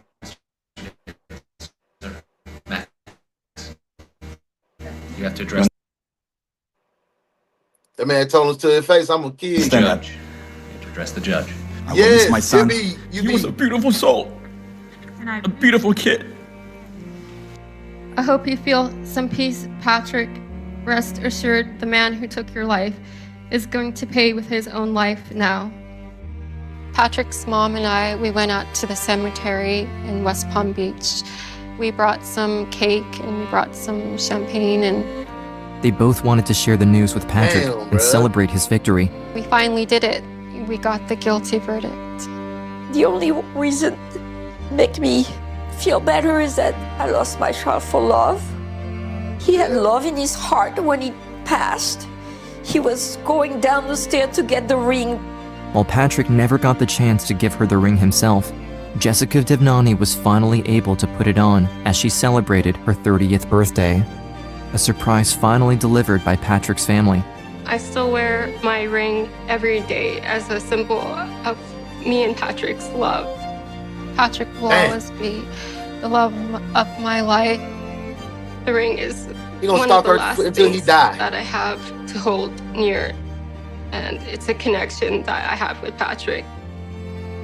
I want Patrick to be remembered with nothing but a sense of love because of the love that he had did not to show get a everyone. chance to entertain like I Patrick used taught because I Jessica was- to live her I life was to the locked fullest, in. and every day she does her best to make him proud because she The knows internet's that's acting what real- Patrick would have wanted for iffy her. right now. I will go on for Patrick. I will live in his happy memories close to my heart. Damn, man. That was a good vibe, bro. That was a good case. What y'all feel about that, man? That was a legitimate stalker. Like if they improve the stalker laws, bro, I feel like that wouldn't happen. That would have never happened at all. Dang, man. I didn't even know this case was gonna go to an hour and 32 minutes, y'all. I think it was only 27 minutes. 27 minutes was the time. I was like, yeah, it'll be short. I got into the case. Y'all let me know what y'all want to do. While y'all decide, I'm gonna go ahead and hit you with this quick little book him down, and then by the time we come back from that, Why did you break into Lois Walker's apartment? We didn't break in nowhere. You were there, you had guns, there was no key, and there was a pick. Now that adds up to breaking and entering, and that adds up to 15 years hard time. Don't say nothing more. We don't have to answer no questions. You heard him give us our constitutionals. We don't have to answer nothing. No, you don't. And maybe you don't have to first a murder up either. What's with this murder bit? You forget Joey Coloma? We had nothing to do with that. Doesn't look that way. Who cares how it looks? Might not be that bad, Steve.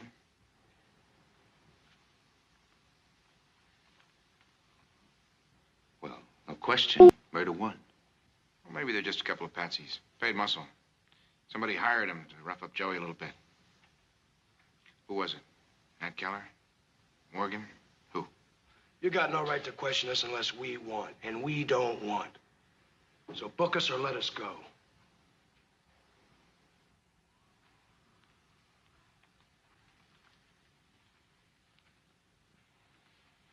Book him, Dano.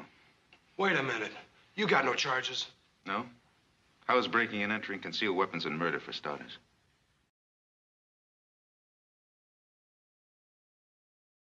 I don't want to tell the daddy's fault.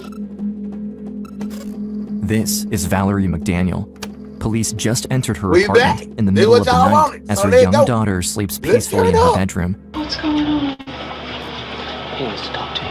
Police tell Valerie and her new boyfriend Leon that Valerie's ex-husband was found murdered in his car with a shotgun wound to his head. Wait, why he? Hold up. I gotta go back. I gotta go back.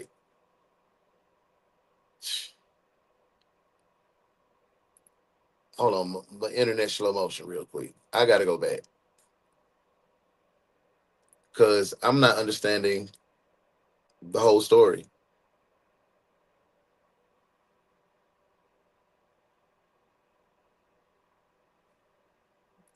Come on, you filthy animal. The daddy's fault. This is Valerie McDaniel. Police just entered her apartment in the middle of the night as her young daughter sleeps peacefully in her bedroom. What's going on? He wants to talk to you. Police tell Valerie and her new boyfriend Leon that Valerie's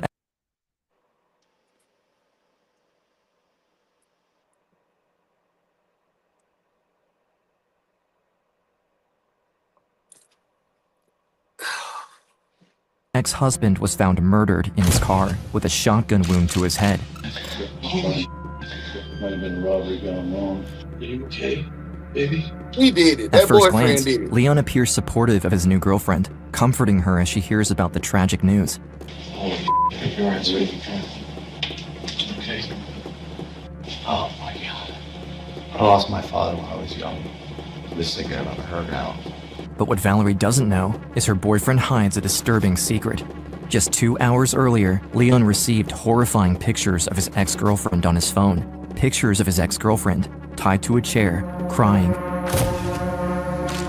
Leon thinks the police don't know anything, but the truth is, the cops are one step ahead of him and have been plotting the perfect trap.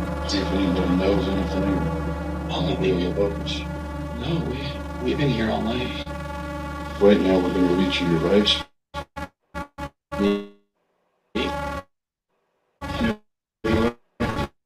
What is going on?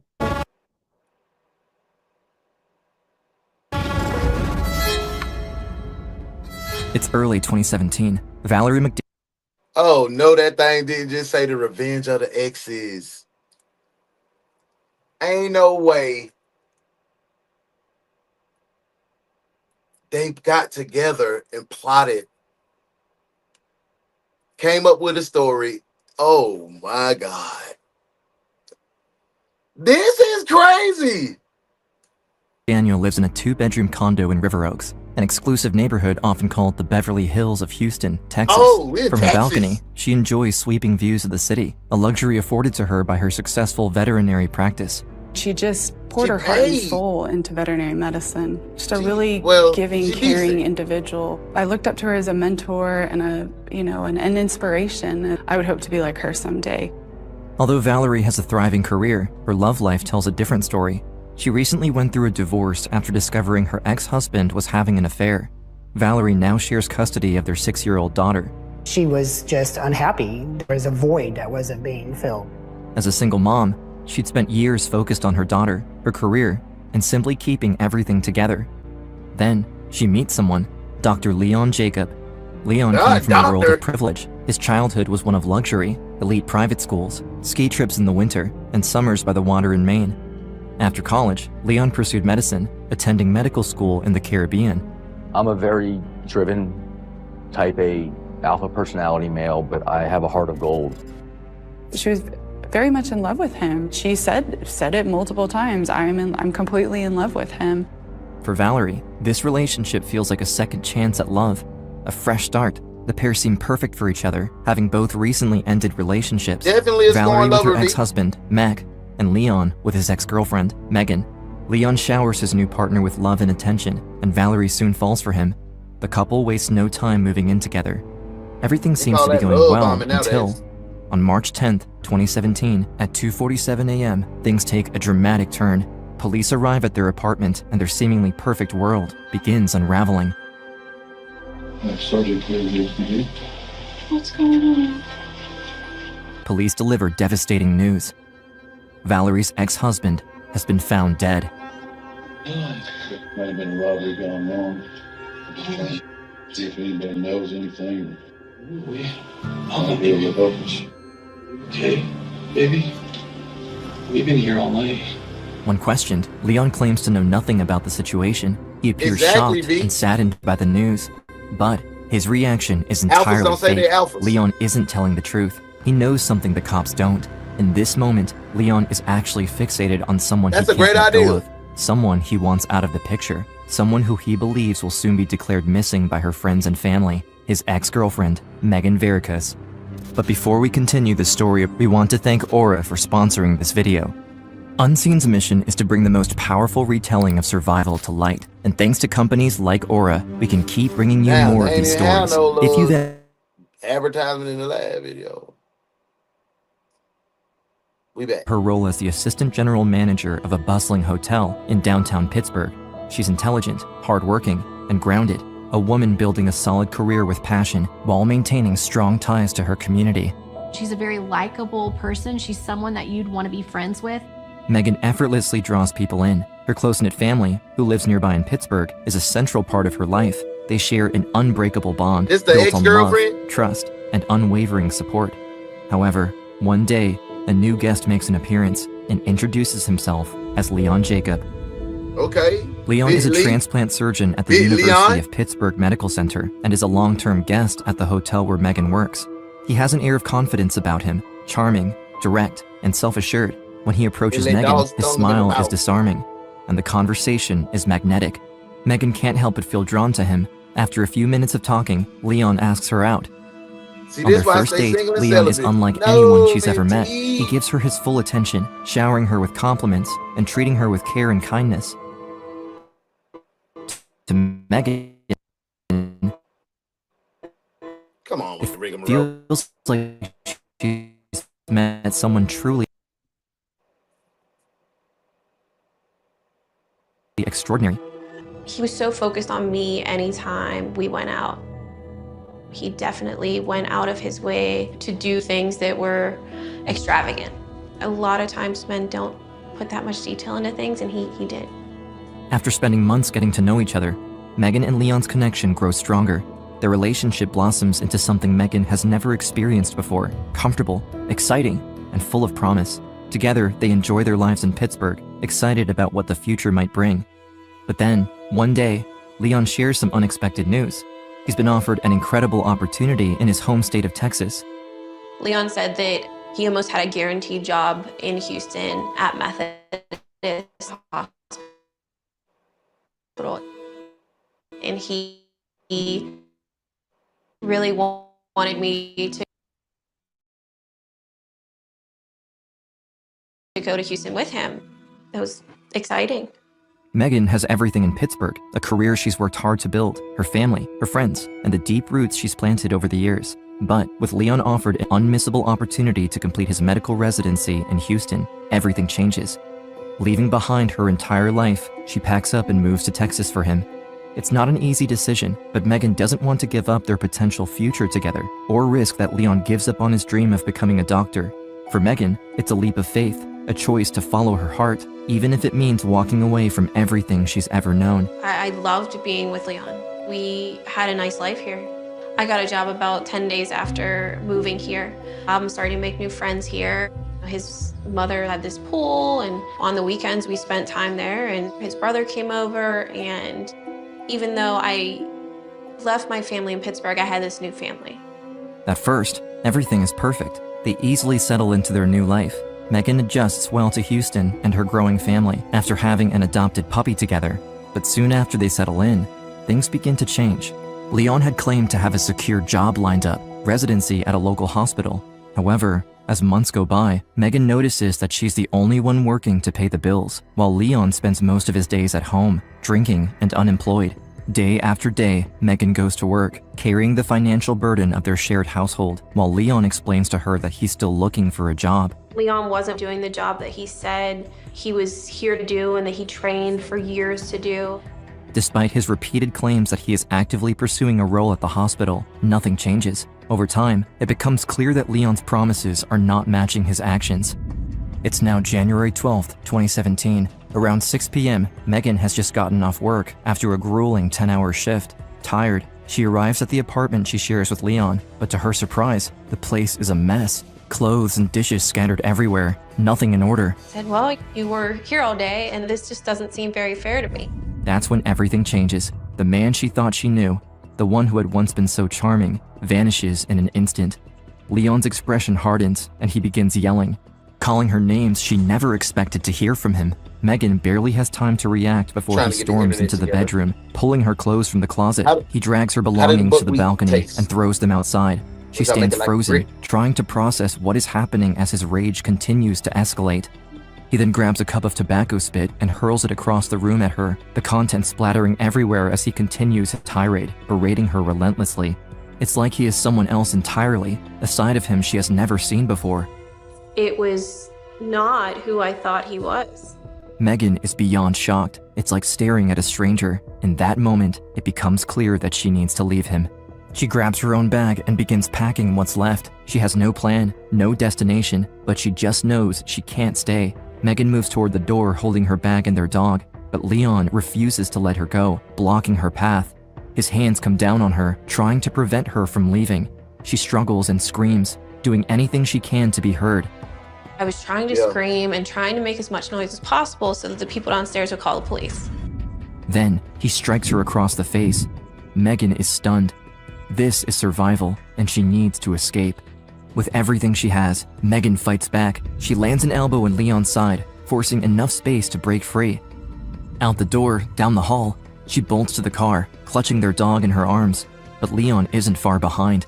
He chases her down the driveway, shouting threats. He's pulling on the car door, I'm pulling on the car door, and he was like, that boy done spazzed out. if you don't give me the dog, I'm gonna punch you.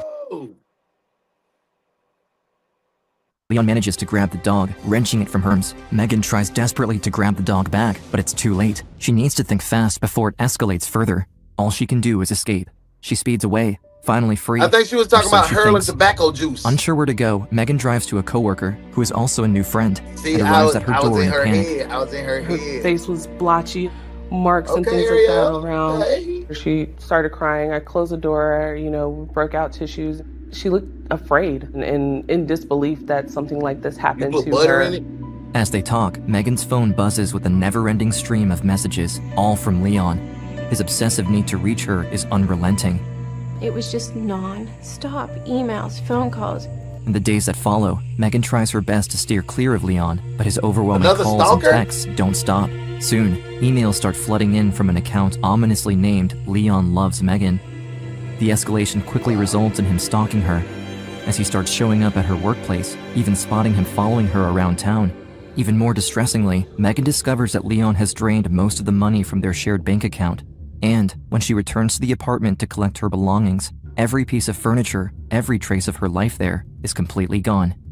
Desperate and shaken, Megan turns to the police. She files for an emergency protective order and for assault charges, hoping this will protect her against Leon's growing obsession. I did file criminal charges for assault on a family member. Rover. Everyone pet for themselves. I did That's what I'm provide saying. the police You got with 4 legs, Rover. You supposed photos to run I'd faster than me. taken. I thought I saved myself from the situation by Punched her in her mouth. contacting the police, but it didn't this stop shit him. is pissing me off. That things went on, the more frantic and the scarier he got. Megan had every right to be scared for her life. I felt like I couldn't get away from Leon and stop wasn't something that he could comprehend. Leon's stalking becomes so intense that Megan's work even takes action. The hotel officially bans Leon from the property, but this doesn't stop him, as he even attempts to hide in the bushes outside her office. We walk outside and see him standing there behind a bush like you're invisible. I just remember the first words coming out of my mouth were, "Do you know we can see you?" Megan's coworker even calls the police to try and get him arrested. The person is stalking my boss. So when we came out of work just now, he tried to duck down and then got in his car and tried to leave. In mid-February 2017, Leon is arrested and officially charged with stalking, a felony offense. I kind of had a sense of relief for the first time that I could just live normally, at least for a day or so. But this victory will be unexpectedly short-lived. Unfortunately, never Leon been told won't no stay in ever. prison for long awaiting trial, walking free on a $75,000 bond. But what Megan doesn't know is that Leon didn't pay his own bond. Someone named Valerie McDaniel did. It turns out that the whole time Leon has been harassing his ex Megan, he has, at the same time, started dating Valerie McDaniel. When he had met Valerie, the truth was that Leon's life had been unraveling. He was unemployed and reeling from his recent breakup with Megan. His family wouldn't support him. That's why I be trying to let my kids work hard, bro. And without a job or steady income, he couldn't be divorced and in a nasty custody battle with her ex-husband, understood Leon's vendetta against his ex and covered her new boyfriend's hefty bond to get out of jail. But despite his newfound connection with Valerie and his arrest, Leon remains fixated on Megan. Leon has built his identity around being an ambitious, charming, and kind-hearted doctor, but the truth is far less glamorous. Though he pretends otherwise to Valerie, Megan, and everyone else, Leon has many skeletons in his closet. He has carefully hid his long history of domestic abuse, stalking, and violent charges against past partners, as well as other criminal offenses, all of which he weaseled out of using expensive lawyers and technicalities. He wasn't even a real surgeon. He had been kicked out of No. residency programs for This shit is pissing me off, and, bro. after a failed lawsuit, was never officially licensed. A guilty verdict in Megan's case would guarantee he'd never work as a doctor in Texas or anywhere else. Leon's dream of practicing medicine is slipping through his fingers, and he will do anything to escape justice yet again. For Leon, Megan isn't just an ex-girlfriend or the one who got away. She is the one person standing between him and the life he thinks he deserves. In Leon's mind, if Megan were gone, the stalking and assault charges against him, the only thing stopping him from becoming a doctor, would disappear with her. The longer these charges lingered, the more concerned that Leon was about his reputation.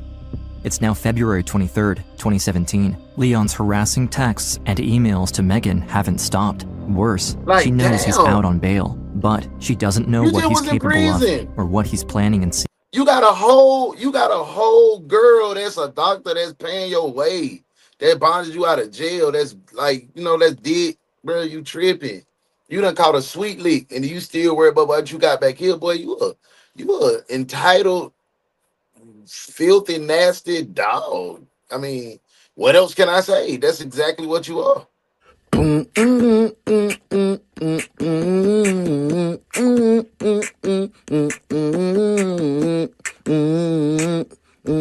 Ugly dog. Ugly dog.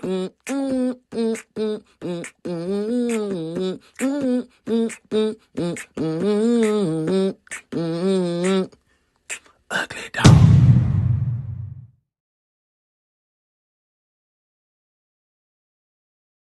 Secret, Leon decides to take Megan out once and for all. He gathers nearly everything he has, $5,000 in cash, 2 Rolex watches, and his laptop, and contacts a man who calls himself Zach, a former US soldier turned hitman. The two arrange to meet and discuss the plan. The location, Leon suggests a local Olive Garden in Houston, Texas. It's now March 7th, 2017. Leon arrives at the Olive Garden, but surprisingly, he's not alone. He's brought his new girlfriend, Valerie, who has her own request for Zach. Valerie's ex-husband shares custody of their daughter and had an affair during their marriage. Valerie claims he's been causing problems and asks Zach to handle him permanently. The hitman agrees, but there's a... Oh my God. Not Miss Valerie in this shit. Want it, bruh. Not, bruh. Holy whoa.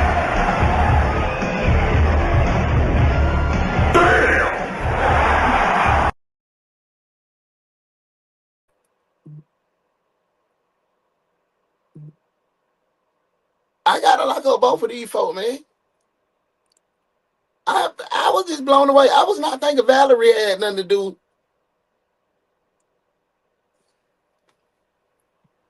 T.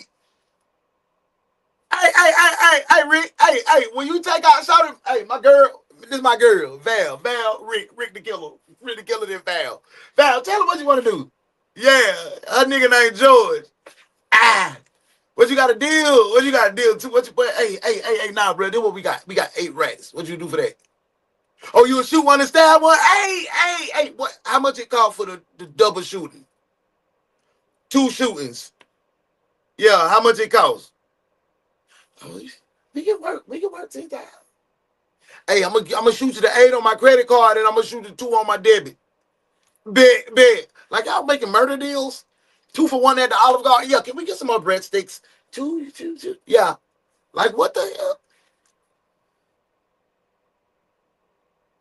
Stop. You a ugly little dog. You a ugly little dog. You a ugly little dog. You a ugly little dog. We feeling the grips, they bumps, the bumps. I'm a ugly little dog and you know it.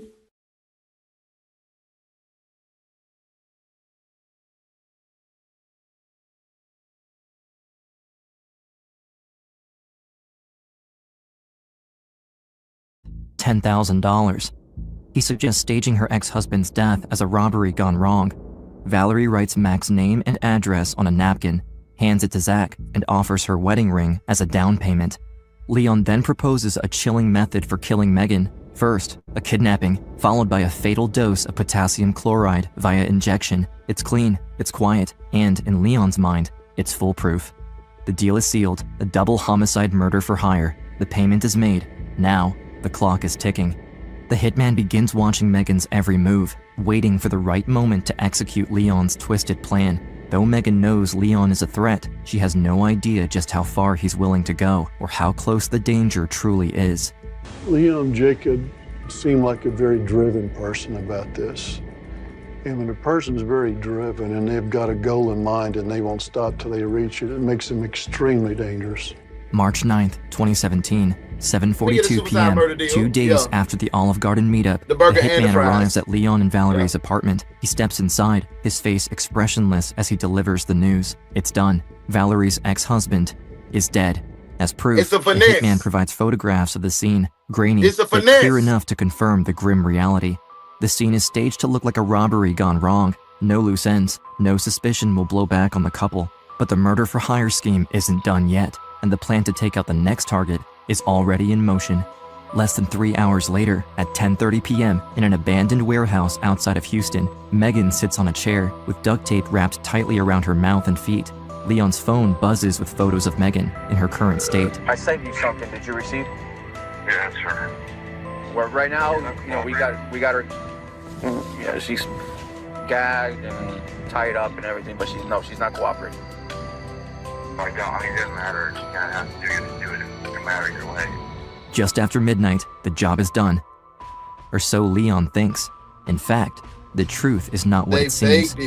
While Leon thinks he's pulled off the perfect crime against his ex, Megan and the police have actually been one step ahead of him all this time and constructed an elaborate plan to take him down. The man Leon hired to kidnap Megan, who he believed to be a professional killer, wasn't who he claimed to be.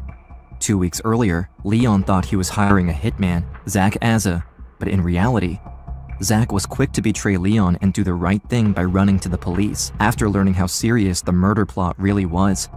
However, in order to prosecute Leon on Zach's claims, investigators have to hand prosecutors tangible evidence of Leon soliciting and following through with having Megan murdered, and build an airtight case against him. Prosecutors would face an uphill battle.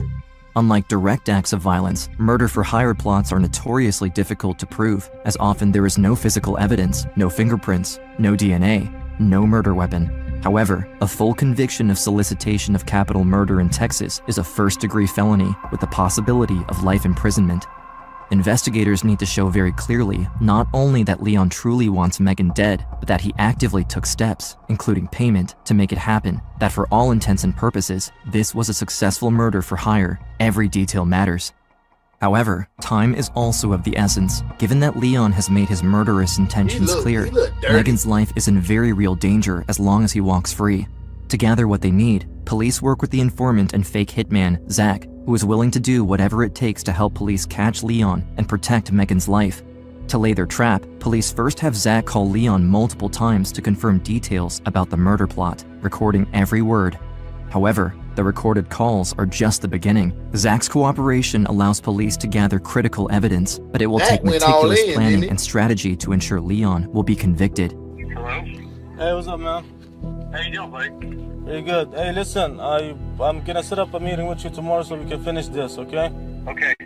March 7, 2017. Police and Megan orchestrate the meetup between Zach and Leon at the Olive Garden. Leon has no idea absolutely everything about his secret meeting is being recorded through hidden cameras and microphones. Police are even stationed in disguise as civilians in case anything turns violent. As soon as we pull in, I see Leon smoking a cigarette towards the entrance of the Olive Garden. He's dressed like somebody who just got off of work. He's wearing a button-up shirt. He did not seem like a typical criminal. As the conversation continues, Leon details exactly what he wants to happen to Megan. His words, captured on audio, leave no ambiguity. Leon proposes a potassium chloride injection, describing it as an untraceable and easy method to kill someone. This chilling revelation demonstrates his intent, his willingness, and a clear plan for murder. To make matters worse for himself, he even seals the deal with a $5,000 cash payment. But the plot thickens. Valerie McDaniel, Leon's accomplice, has her own deadly request. She wants her ex-husband dead. Are you asking me how I would do it? Take his wallet, take his phone. They'll think he was a robber. No, the address is really. Valerie then writes down her ex-husband's full name and address, handing over her wedding ring as an initial payment for the hit. At this point, police have enough evidence to prove intent from both Leon and Valerie, but they know it's not necessarily enough to ensure a conviction. What if a jury finds it insufficient? That's when the investigators devise a secondary plan to build an even more airtight case. They will stage the murders too. Megan and the team decide to create fake crime scenes. I get the stuffed ziti. This with cheese and ziti. Photos, essentially allowing Leon and Valerie to think the murders they ordered really happened. They will then present this proof to Leon and Valerie in order to secure payment for the supposed murders and to get the pair's live reaction, solidifying their plot for murder in the eyes of a jury. The second phase of the operation begins with Valerie's ex-husband, Mac, meeting the Houston police in an abandoned parking lot near an old warehouse to stage his own murder. See, I always mess it up. I know what it is, but I had to say it a couple times. His death. Leon knew what dead bodies looked like that's a good shot right there. He had medical training. We had to make it look real. For Mac's photos, investigators create a fake carjacking and have him pose fallen over his steering wheel. They do everything they can to make it look convincing, mimicking a gunshot wound to the head. Those stakes were high because if Leon caught on that those photos were not real, our whole investigation was down the drain. A few hours later, it's Megan's turn. The plan for her was to stage a kidnapping and then murder. In the abandoned warehouse just outside Houston, Megan waits for the plan to be set in motion. As the fake hitman speaks to Leon on the phone, the police prepare for the most crucial part, the kidnapping photos. They have to look disturbingly real. If Leon suspects for even a second that the scene is staged, the entire operation and the case they have worked tirelessly to build will crumble. Some people wanted to just duct tape her lips, and I said, no, we're gonna do this like we're real killers. This needs to look real, it needs to look legit. They zip tied my arms and my legs. But they went all in to get this boy locked up. Tape. And that's how green they is. Miss T. They're like, yeah, he gonna get both of them today. And I really thought, like, what if this really happened? What if I was really in this warehouse like this? Tears were flowing and she just broke down. You could see the emotional toll that it was taking. The undercover officer, posing as the hitman, sends the photos to I thought he Leon. was just The a images are civilian designed dude. to Now he prove an that officer. Megan has been Thought he was an abducted, informant. leaving Leon with Now one he undercover final officer. opportunity to call off the hit Come on and now, get spare it right. her life. But instead, Leon doubles down, giving the order to kill his ex-girlfriend. With Leon's intent confirmed, investigators move to the next phase. They need to deliver the news of Megan's death and collect the payment in person. This step is critical, not only to secure additional evidence through audio and video recordings, but also to build a case that leaves no room for doubt. Their goal is to ensure Leon will face the maximum sentence and that Megan will never have to look over her shoulder ever again. Hello? Leon, we need to meet in person. Not on the phone. Yeah. You know, I worry about the in-person stuff because I worry about that I'm being set up here too. Okay, well, you need to understand, from my side, I'm worrying about being f***ed over the phone. That's how people get caught on the phone. The undercover agent and Leon agreed to meet at Valerie and Leon's condo. However, the condo poses significant risks. If I needed to be rescued or if something went wrong, it would take some time for my extraction team to reach me. But I wasn't going to stop this investigation just because he refused to meet me somewhere in public. I'm here. Okay. Yeah, good. From there, we go up the 7 floors and we get to the condo. Bye, sweetie. Valerie emerges from the back bedroom and she greets me. Good to see you. Damn. Put the cell phones down and talk outside. The undercover officer, Leon, and Valerie move to the balcony. The three stand facing each other as the officer pulls out the photographs. Carefully, Leon examines the staged photos, his expression unreadable. And he studies it for a second or two. And then all of a sudden, he gets spooked. He immediately grabs my chest. It took me by surprise that I felt my safety was on the line. The danger was very real. If Leon figured out that I was a police officer, he could have attempted What he's gonna do? You better learn how to fight. Push me off the balcony. Yeah. You mind showing me? No, no problem. So I turn it around on him and I say, "Are you wearing a wire?" And he stands up, lifts up his shirt to show me he's not wearing a wire. So at this point during the meeting, I'm kind of running on adrenaline. And then he proceeds to give me $1,800 in cash. It's okay if I count it. 10, 1, 2, 3. This is the final piece of the puzzle. It showed he committed the overt act of paying me to that boy commit over murder. with. 6, 7, 8. At this stage of the investigation, the police believe they have almost everything they need to prosecute Valerie and Leon. Still, there is one final step to ensure their case is airtight. Officers plan to visit Valerie and Leon's apartment and deliver a death notification. The entire interaction will be recorded on body cam footage, capturing their reactions. These raw, unguarded moments will serve as crucial evidence for the jury to charge Valerie and Leon with solicitation of capital murder. 18 for a body, but listen, damn, boy. That boy. I'm afraid we have some bad news. Her ex-husband's been 18, what? We're going to read you your rights. Both of them are being arrested. The solicitation, capital murder. Why? This person murder. You up on the other side. When officers arrive at Valerie's apartment, her ex-husband is also there, waiting outside. He has come to take custody of their young daughter. As Valerie stands in handcuffs, her ex carries their still sleeping daughter out of the apartment, right past her mother, who is now being escorted to jail. Valerie looked broken at that exact moment. She hired a hitman to kill her ex-husband because she wanted full custody of her daughter. And at the end, her ex-husband got their daughter. Hey, Phil. Jail, you going to jail. You going to jail. Hot damn it, you going to jail. Lock his ass up. Lock his ass up. You going to jail. You going to jail. Yo ass. Him. Going to jail. Man, he going to jail tonight. Talking about the homie in the gray and the black. You know the facts. I never relax. Everything luxury tax. And everybody here getting videos. Make sure you put a little money in the sack. What's wrong with him? Going to jail.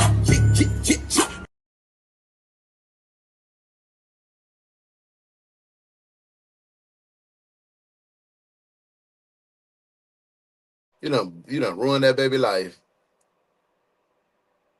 1,800 for my body. Boy, y'all better be paying Anyway, five both Leon and 1,000 or so Valerie more. are arrested. 18 damn Leon, hundred. with his history of stalking Might that be charges, worth is held 50,000 without at least. bail from the moment of his arrest until his trial. For the officers, the prosecutors, and Megan, this is a huge relief.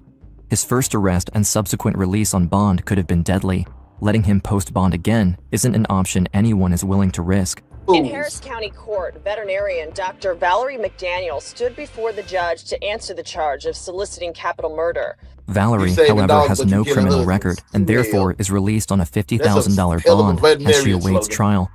But just a week after her arrest, she makes a tragic and irreversible decision.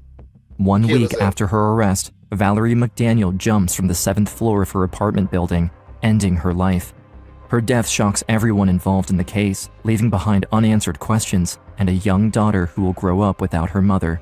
Leon Jacob faces trial for his actions alone. After the charges are filed, there's still a lot more work to be done. The amount of research, This interviewing man people, poisoned her mentally they went to great lengths into her life, to in her ensure whole world. that they had every detail possible for him to go away. The prosecution builds their case around one central piece of evidence, the undercover recordings. This case was going to rise and fall on the recordings because it's not very common that we come across somebody who is willing to pay somebody to kill somebody else. The trial begins on March 20th, 2018. The courtroom is packed and everyone's eyes are on Leon. As the trial goes on, there is one person's testimony that is integral to the case. Somebody was able to actually stand up to him, and it was Megan. I wanted to do everything possible to make sure that he could never hurt anyone again. And as hard as it was to get up and testify, I knew that I had to. I wanted to look at Leon. I wanted to make sure he knew that I was still here and I was still alive, and he couldn't prevent me from speaking. With closing arguments complete, the case goes to the jury. After weeks of trial, hearing Megan's personal testimony and reviewing all the evidence, on March 26, 2018, the jury returns a decision after only an hour and 15 minutes of deliberation. In the state of Texas, the jury also decides the defendant's punishment. To the jury, having found the defendant Leon Philip Jacob guilty of solicitation of capital murder, assesses punishment of confinement in the institutional division of the Texas Department of Criminal Justice for life, assess a fine in the amount of $10,000. Leon Jacob will serve 30 years before he's eligible for parole. By then, he'll be over 70 years old. I would never want him to be able to do this to somebody else, because if it wasn't me, if it wasn't Valerie, it's going to be somebody else. And that needs to stop. I wanted the final say, his last day in court, to be me. While you sit in jail,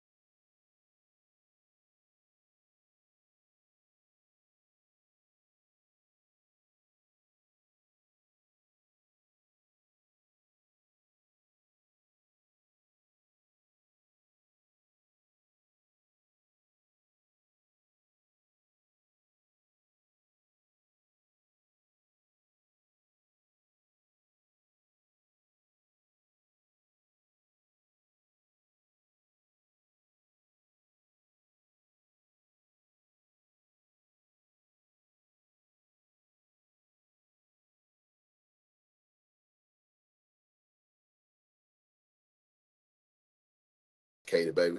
You don't be with no man to call you that. Hey, man, say, man, you know what that was. Double Duty Friday. It didn't take all. I had to shut up because that would have took us an hour and 50 minutes too if I didn't shut my mouth. The internet tried to take us out, but guess what? We persevered. We overcame. We ran through the obstacle, and I appreciate you guys all week. This was a great Friday, great week. And guess what? We haven't did this in a long time, but I'll see you guys in the AM for a little overtime. Come kick it with your boy in the morning. Saturday morning, we can get back together in fellowship. I look forward to seeing you in the morning. If you haven't seen the Foxhole Bros episode for this week, tap in. Uno in real life. If you haven't seen Brick Happens, the last night episode, tap in.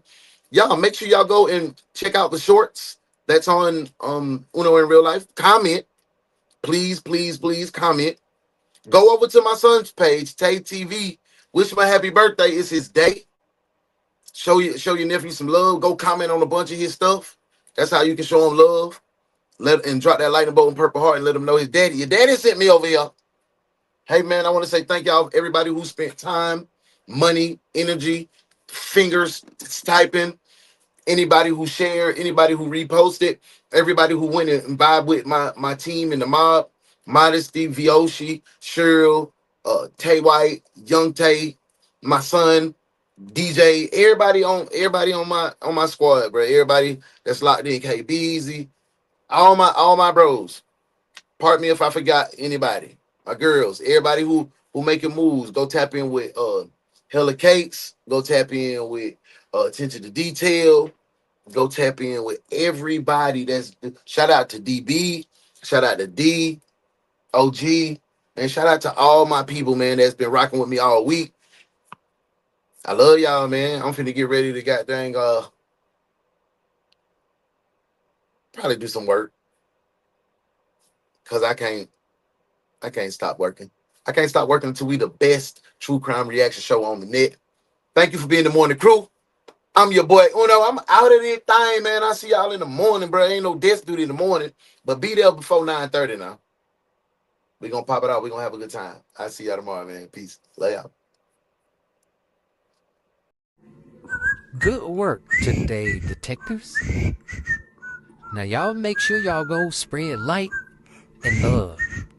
And we'll see you again at 9:05 a.m. for another case from your favorite true crime reaction show with your favorite host, The Morning Crew, with UnoDaOne. This has been DaOnes Detective Agency.